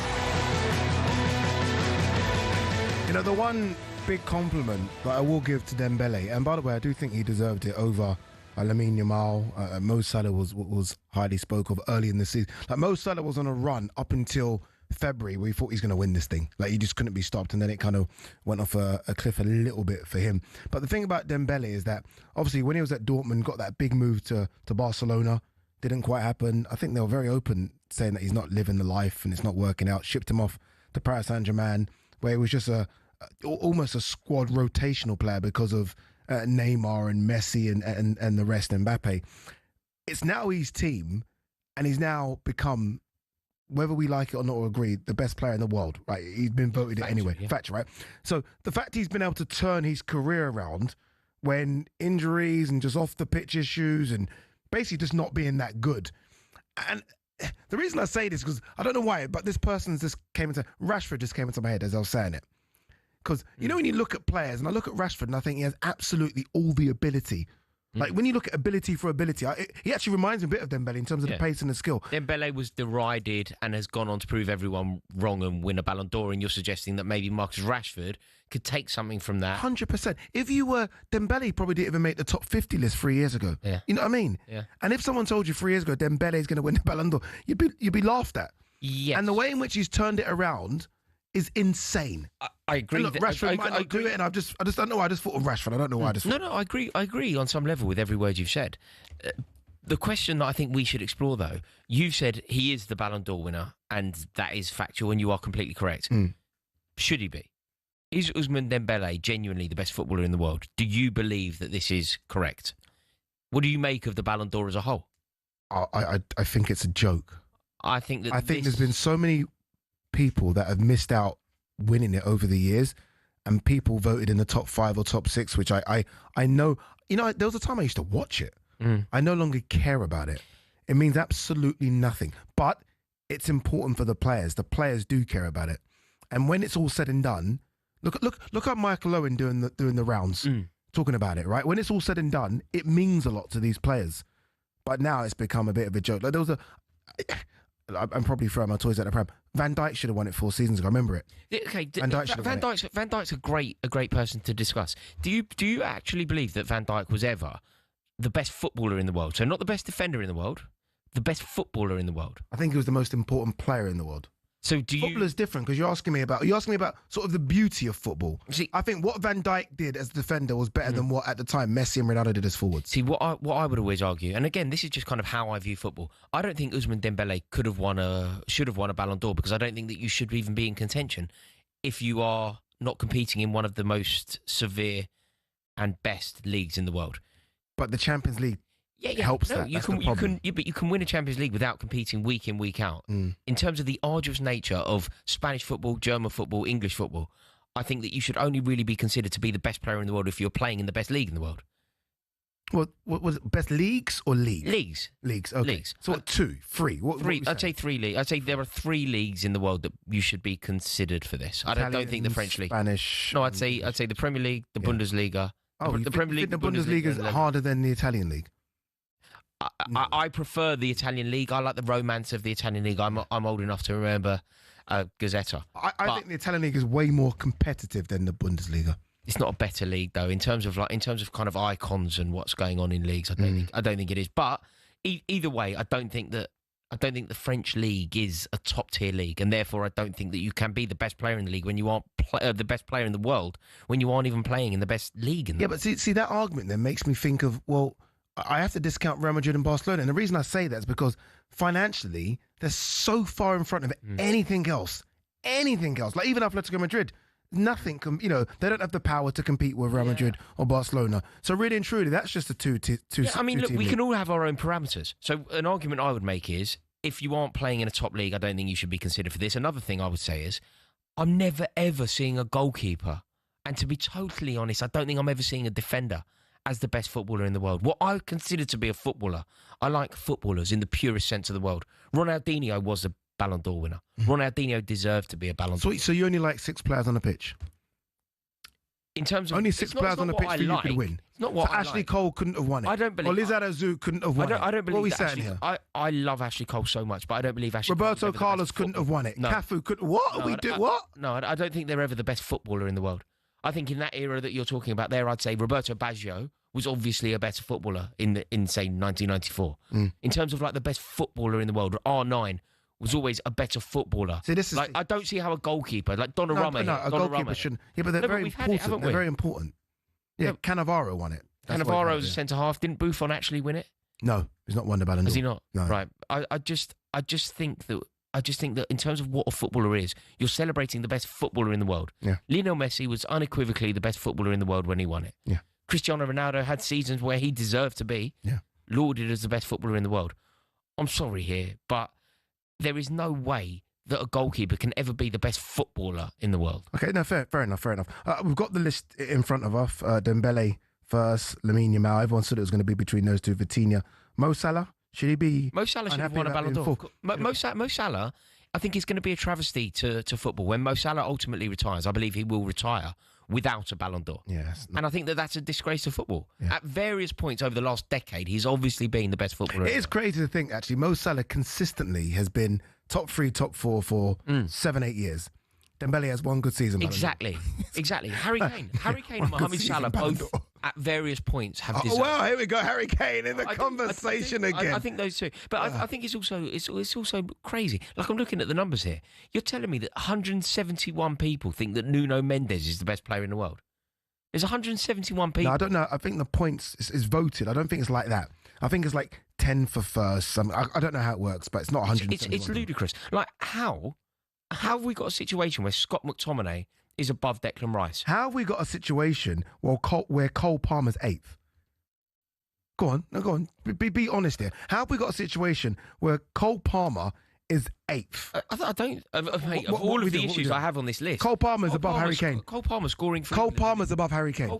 I wouldn't agree with that. But Cole Palmer being on this list, Cole Palmer scored for England in a Euros final. Yeah. Cole Palmer won Chelsea European silverware. Cole Palmer won Chelsea. He won Chelsea silverware in front of the President of the United States. Or the club. And Ade Oladipo. I think of all of the issues that I have with this list, I wouldn't say that's my issue. Victor Gyökeres in 15th might actually be the worst thing that's ever happened to football in the history of the game. Victor Gyökeres in 15th. Yeah. How can that possibly be? Victor Gyökeres above Robert Lewandowski, who won the league with Barcelona, by the way.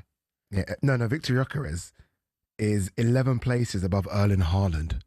It's just a mockery. I mean, what we do? Like, do you remember when Jorginho finished 3rd? That was a moment. That's when it ended for me. I felt like the legitimacy of the competition. I remember one years ago when I thought Ribéry should have won. You remember that? There was one a few years ago when Ribéry should have won. Was it the year that he was crying in the Allianz? Yeah, he cried. Was it the year that he was crying in the Allianz? And you continually cry about 2001 Beckham. You always, was it 99 or 2001 Beckham you always cry about? David Beckham, I don't cry, I don't care. You do. David Beckham should have won a Ballon d'Or in 1999. Rivaldo won it, and David Beckham's Manchester United team knocked out Barcelona on their way to winning a treble. And somehow Rivaldo wins a Ballon d'Or over David Beckham. Was David Beckham the best player for United at that time, though? He had the best season for United. He had the best season. But David Beckham 1999 was unplayable. There's another player that doesn't get anywhere near the respect he deserves. Wayne Rooney, Harry Kane, David Beckham. Why not? Okay, yeah. Lamine Yamal, 2nd, who undoubtedly... He deserved it. You know, I say he will win one. I've said that Kylian Mbappe will win one. So it's never sort of hook, line and sinker like that, but he is one hell of a footballer. You know, when you talk about sort of stand-up, watch, pay, Ronaldo-esque. Get the ball. That's what you want to watch. That's the kind of footballer that He's I believe incredible. deserves. You know the kind of footballer. When you were sort of being a bit sneery when I said that I don't think you should be a defender, and you kind of went, well, what? Only 6 players on the pitch could win it. I do believe that, yes. But the exact player that I feel like should be in competition for it, it's that Yamal. The player that gets you on the edge of your seat. Like, let's face it, nobody grows up and wants to be a great system player. Nobody buys a ticket for a football match or watches football on a telly to watch a great system player in action. Nobody wants to watch Alexis McAllister.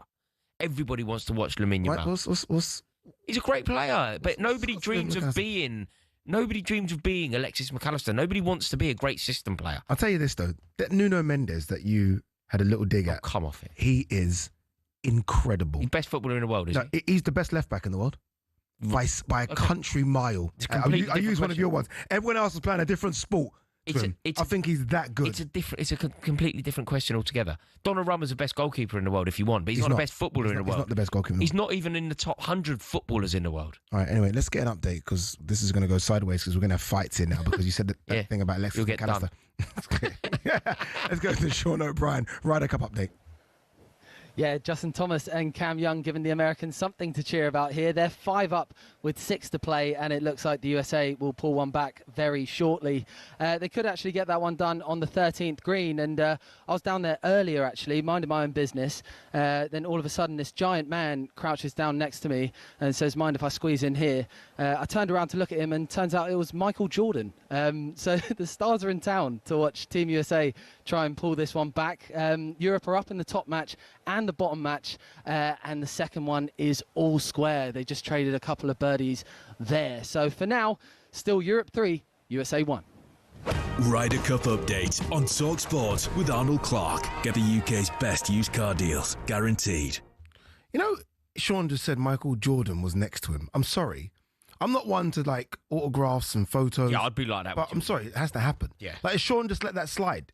Has he just let that go? Like, Michael Jordan was next to me. Who else? Can we get Sean back on? Is it possible? Who would you have to talk to or get a picture or a selfie?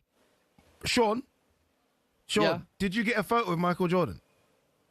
I took a photo of Michael Jordan that I can send you, Addy. And do you know what was like? Do you know how I realised it was him? Because I smelt the cigar smoke, and then I saw him with the sunglasses. I saw his name badge, and I was like, oh my goodness, it's Michael Jordan. And I kind of just froze and didn't do anything about it. Mate, you've got to go. You've got to strike while the iron's hot, man. Carpe diem. Did you take a photo as he's walking away? Like, is it a photo of Michael Jordan from behind? Yeah. Is that what you're telling us? It is a photo of Michael Jordan from behind. Yeah, I absolutely froze in the moment. No, it's okay. Sean, there's a lot of pressure on you. You are talking about one of the most famous sports people on planet Earth. You've got to make the do most better, of though, those Sean. situations. Got to do better. Got to do better next time. I know. All I'm right, sorry, Sean. man. No problem. Next We'll get an time. update in a minute. Who would you have to talk to, Ad? Like, you know, it's all professional. Denzel Washington. Got to talk to Denzel Washington. Yeah. I like Denzel. Yeah, I like. Are you talking about sports? Anyone. You can talk to Denzel Washington. Who else? Roger Federer. Really? Would you have a selfie with Rog? 100%. Love Would Roger. you? Go on, who are you? Well, I would have to. Dennis Wise. Dennis Wise. Yeah, Dennis Wise. 100% Dennis Wise. If I met Dennis Wise, I would be starstruck beyond any kind of reason. Yeah, it'd be good for you as well because you can like look at him eye to eye. All right, up next, we're going to be looking ahead to the EFL this weekend.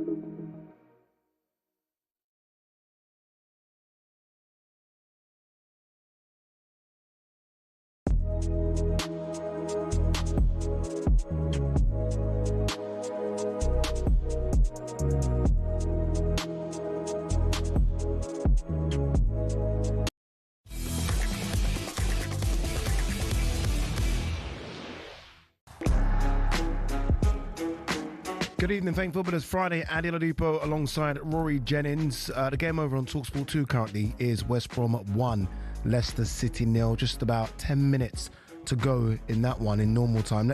Let's go over and listen into it. We can join the action with former Scotland striker Chris Iwelumo and your match commentator Jim Proudfoot. Played the other way towards Ricardo Pereira.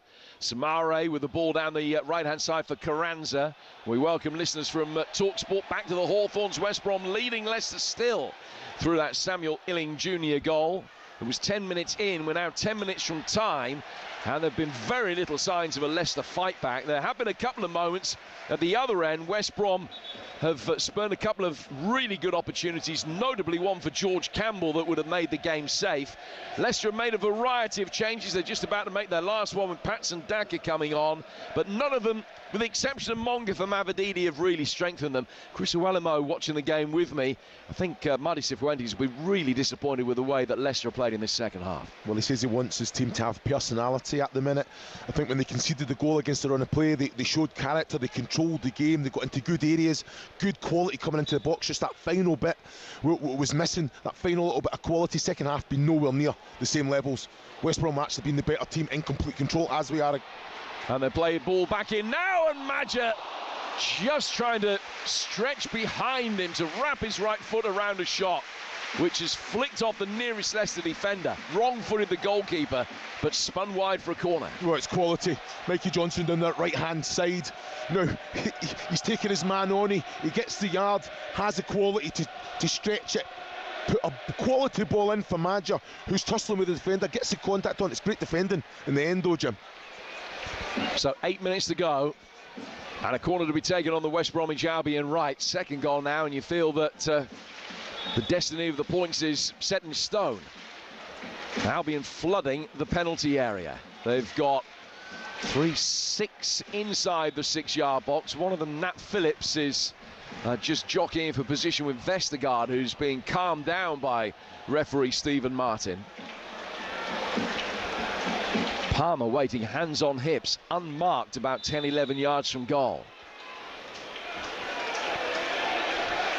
It's going to be Mowat to swing this in left-footed from the far side.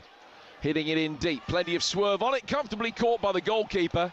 Leicester with 8 minutes to go, desperately trying to make something happen for them. I feel like there's going to be a goal in that, or a twist in that game. Anyway, we'll keep you updated. Again, just over 10 minutes, or just under now, 10 minutes left in that game. All right, let's welcome in Justin Peach, second-tier podcast co-host. Justin, always great to have you on. Thank you so much. I wanted to get straight into what happened in that game between Ipswich and Blackburn. More the thoughts, or your thoughts, on what Blackburn boss Valérien Ismaël had to say, calling the decision to replay that abandoned game a disgrace and bad publicity for English football. Obviously, look, he wasn't happy. No one seemed to be happy with it in the end. But what did you make of his thoughts? So what do you think the right outcome should have been? It's one of them. It's a head versus heart scenario, because I think I do believe that the right outcome has happened, because ultimately the EFL need to set a precedent for what happens for future games. And whilst that's frustrating, we've not come across something like this before. A weather-induced postponement so late on in a game, so early on in the season. These strange circumstances, but personally, I do feel that Blackburn should have either had the 3 points, or it should have just been the last 10 minutes of the game to be played. But I do think the most sensible thing has happened. I understand why Valérien Ismaël is as frustrated as he is, because ultimately his team were leading against one of the most expensively assembled sides in Championship history. You can understand why he's frustrated.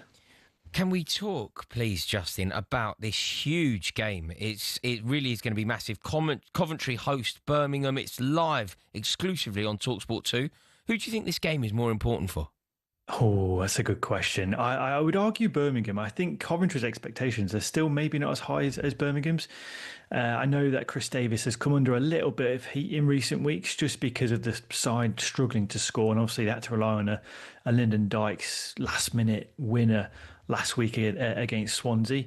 So I think the pressure is going to be on Birmingham to go to Coventry and get a result and try, I wouldn't say entertain, but at least try and get more of that attacking force that they have assembled this season. Kyogo Furuhashi came in with a lot of plaudits and a lot of expectation, but he's not scored yet, and he's missed the most big chances out of strikers so far this season, which is not what you need. Although his movement is extraordinary, but your strikers are judged on how many they score. And with Coventry, they've got a couple of injuries. Ephraim Mason-Clark's out, and he's a big chance creator. So whilst that's not going to dull expectations and the home crowd will want to win, I think the pressure's on Birmingham to get a result. Southampton take on Middlesbrough. That game exclusive to talkSPORT 2. Southampton look good against Liverpool. I think it's fair to say. I do wonder what they've got left in the legs because he put out his best side. Middlesbrough, I mean, incredible under Rob Edwards. There was some, not scratching their heads because Michael Carrick did an okay job, but we saw how Rob Edwards struggled at Luton at times. He got the job and he's done fantastically well as Middlesbrough boss. So I feel like you can't see anything but a Middlesbrough win, but again, Southampton looked good against Liverpool. Well, I was one of those scratching my head at Rob Edwards' appointment, to be honest with you, and I'm quite happy to be wrong on this. I was surprised that he was able to get a job as high as Middlesbrough. But what he's doing is he's righted the wrongs that have been happening with Middlesbrough. They've not been a clinical side over the years. They're now putting chances away, not as creative, but they are defensively solid, which again we've not seen under Michael Carrick in recent years. So with that, I think that puts Middlesbrough in a really good position for this Southampton game, because what Southampton are doing a really good job of doing right now is he's making playing football look really, really difficult. It's kind of a strange thing to say, but they have all the ball. It's sometimes possession for possession's sake, which is frustrating. They do create chances, but ultimately it's a rinse and repeat situation where they lose possession, they get turned over quickly and opposition score. Will Steele's described it as consistently inconsistent. So with this one, Southampton need to come in and need to put in a performance at the very least that I guess would reassure people that Will Steele might be the right guy for the job. Justin, the city of Sheffield is in trouble. I mean, both are sitting towards the bottom of the table. Surely both won't get relegated. Sheffield United face Oxford and Sheffield Wednesday play QPR. How do you see these games going? with Sheffield United Oxford, it's one of them. Chris Wilder's going to his former club. You could see them getting a result there, but Gary Rowett, buoyed by a massive win last weekend against Bristol City, they're going to be confident heading into this one against a team who are essentially very low on confidence. And with Oxford, their expectation again is going to be on the blades. With Sheffield Wednesday, it's really difficult to see what situation they're going to be in, because obviously they beat Portsmouth last week, who were woeful, but you beat what's in front of you, and Sheffield Wednesday did a really good job there. And coming up against a QPR team who since lost 7-1 to Coventry have won through on the bounce. So this is a really strange game. But what Sheffield Wednesday have struggled to do is pick up points at home. They've lost the first. Lost all of the home games so far this season. It'll be the first time I think since 1999 to lose 4 on the bounce. That will be a massive thing, but you can excuse it a little bit. But again, what QPR side's going to show up? Will they get complacent? They do have young talent in there. It will really depend on that. But I think with Wednesday, it's about putting in performance and making sure people go in with a bit of spirit in their step. I remember at the start of the season, a lot of people were not quite sure what to expect from Wrexham. All right, I mean, this is now the big boy league in the Championship. It's okay doing what they did in League One and League Two. 16th in the table, 7 points, which isn't a bad start, but the owners are ambitious. How would you sort of look at how Wrexham have started so far this season? Yeah, it's been one of them where they're a team coming up from League One, you can excuse it because they've had to readapt to the Championship and they spent a lot of money doing so. So there's a lot of gelling that needs to be done with their squad because it's a virtually new starting 11. And Phil Parkinson is getting to grips with that. It's just whether or not they last the course of the season. And I think what's really, I guess, making it difficult for them is maybe the comments of the owners saying they want to push for promotion again and they don't settle for anything less. And that ultimately is not really realistic, especially when you recruit as extensively as they have. And that maybe changes expectations a little bit, or at least your conclusions on how they started. I would be disappointed because I think for them, with the players that they do have, they're conceding far too many chances. And I'll look at those numbers that they are conceding, and that's quite frightening. It's not a good habit to have for any team in the Championship. Clean sheets are a very hard thing to drill into your team, and if you don't get them early on in this season, they get harder and harder to come by as the season goes on. And when you're a team competing with very, very big sides, very wealthy sides, very well put together sides, it's a difficult league. So it's been an okay start. I'd have expected a little bit more, but we're 6 games in and they are adapting. Yeah, no doubt at all, Justin. Can I ask you now, we're 6 games into the Championship season. It's a long campaign, but who have you been most impressed by across the season so far? Yeah, it's been one of those seasons where I've not been overly impressed by too many teams. Bristol City have really raised my eyebrows. They play some really, really sort of full frontal football. It is in your face, heavy metal, and that's really good to see. And it's been a nice sort of change from the Liam Manning era. Preston are an interesting one. They've beaten Ipswich and Leicester at home. They were minutes away from beating Borough at home. They look very well drilled and disciplined away from home. They're not playing sexy football, but they are looking very, very just disciplined, very solid. And again, like I said about Wrexham, they're very good traits to have. So Preston have really impressed me. Bristol City are starting to impress me. And I think Coventry's attacking numbers are quite frightening. They just need to turn it into results. Can I flip that question around then? Can I ask who you've been disappointed with? I know it's a negative question, so I do apologise. But you look at the 3 teams that came down. And yes, it was never going to be as easy as coming back up, but they do have the parachute money, Leicester, Ipswich and Southampton. And they're all struggling, especially Ipswich. I think everyone maybe expected Kieran McKenna's side to, because we would look at him as a big manager, linked with Manchester United. Let's not forget that. I mean, they're not doing well.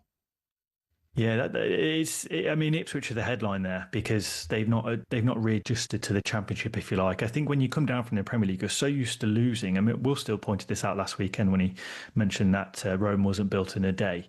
Southampton are used to losing as well, but with Ipswich, they've really replaced a lot of players that have gone. It's the old guard. I think it's been a personality and a culture adjustment for Ipswich as much as it has been a squad adjustment. When you lose the likes of Sam Morsey, Connor Chaplin, Massimo Luongo, these are big personalities. Liam Delap as well. These are big personalities that they've had at the club over several years, and when they move on, you've got to basically start again, and that's what they've done this summer. So I imagine it's going to be a bit slow. The performance against Blackburn, because the game was called off, everyone forgets about it, but they were awful last weekend. They were awful, and they got very, very lucky. And I think if that defeat would have come through, and that would have been their 6th game of the season, there would have been more question marks about Ipswich for sure. As always, my man, appreciate you coming on so much, Justin. Thank you. Justin Peach there, host of the Second Tier podcast. All right, don't forget that over on talkSPORT 2, they're into added time right now. They've had a couple of chances as well, West Brom and Leicester. The Baggies are currently leading it 1-0. And up next, we're going to cross back over to the Ryder Cup with Europe leading 3-2.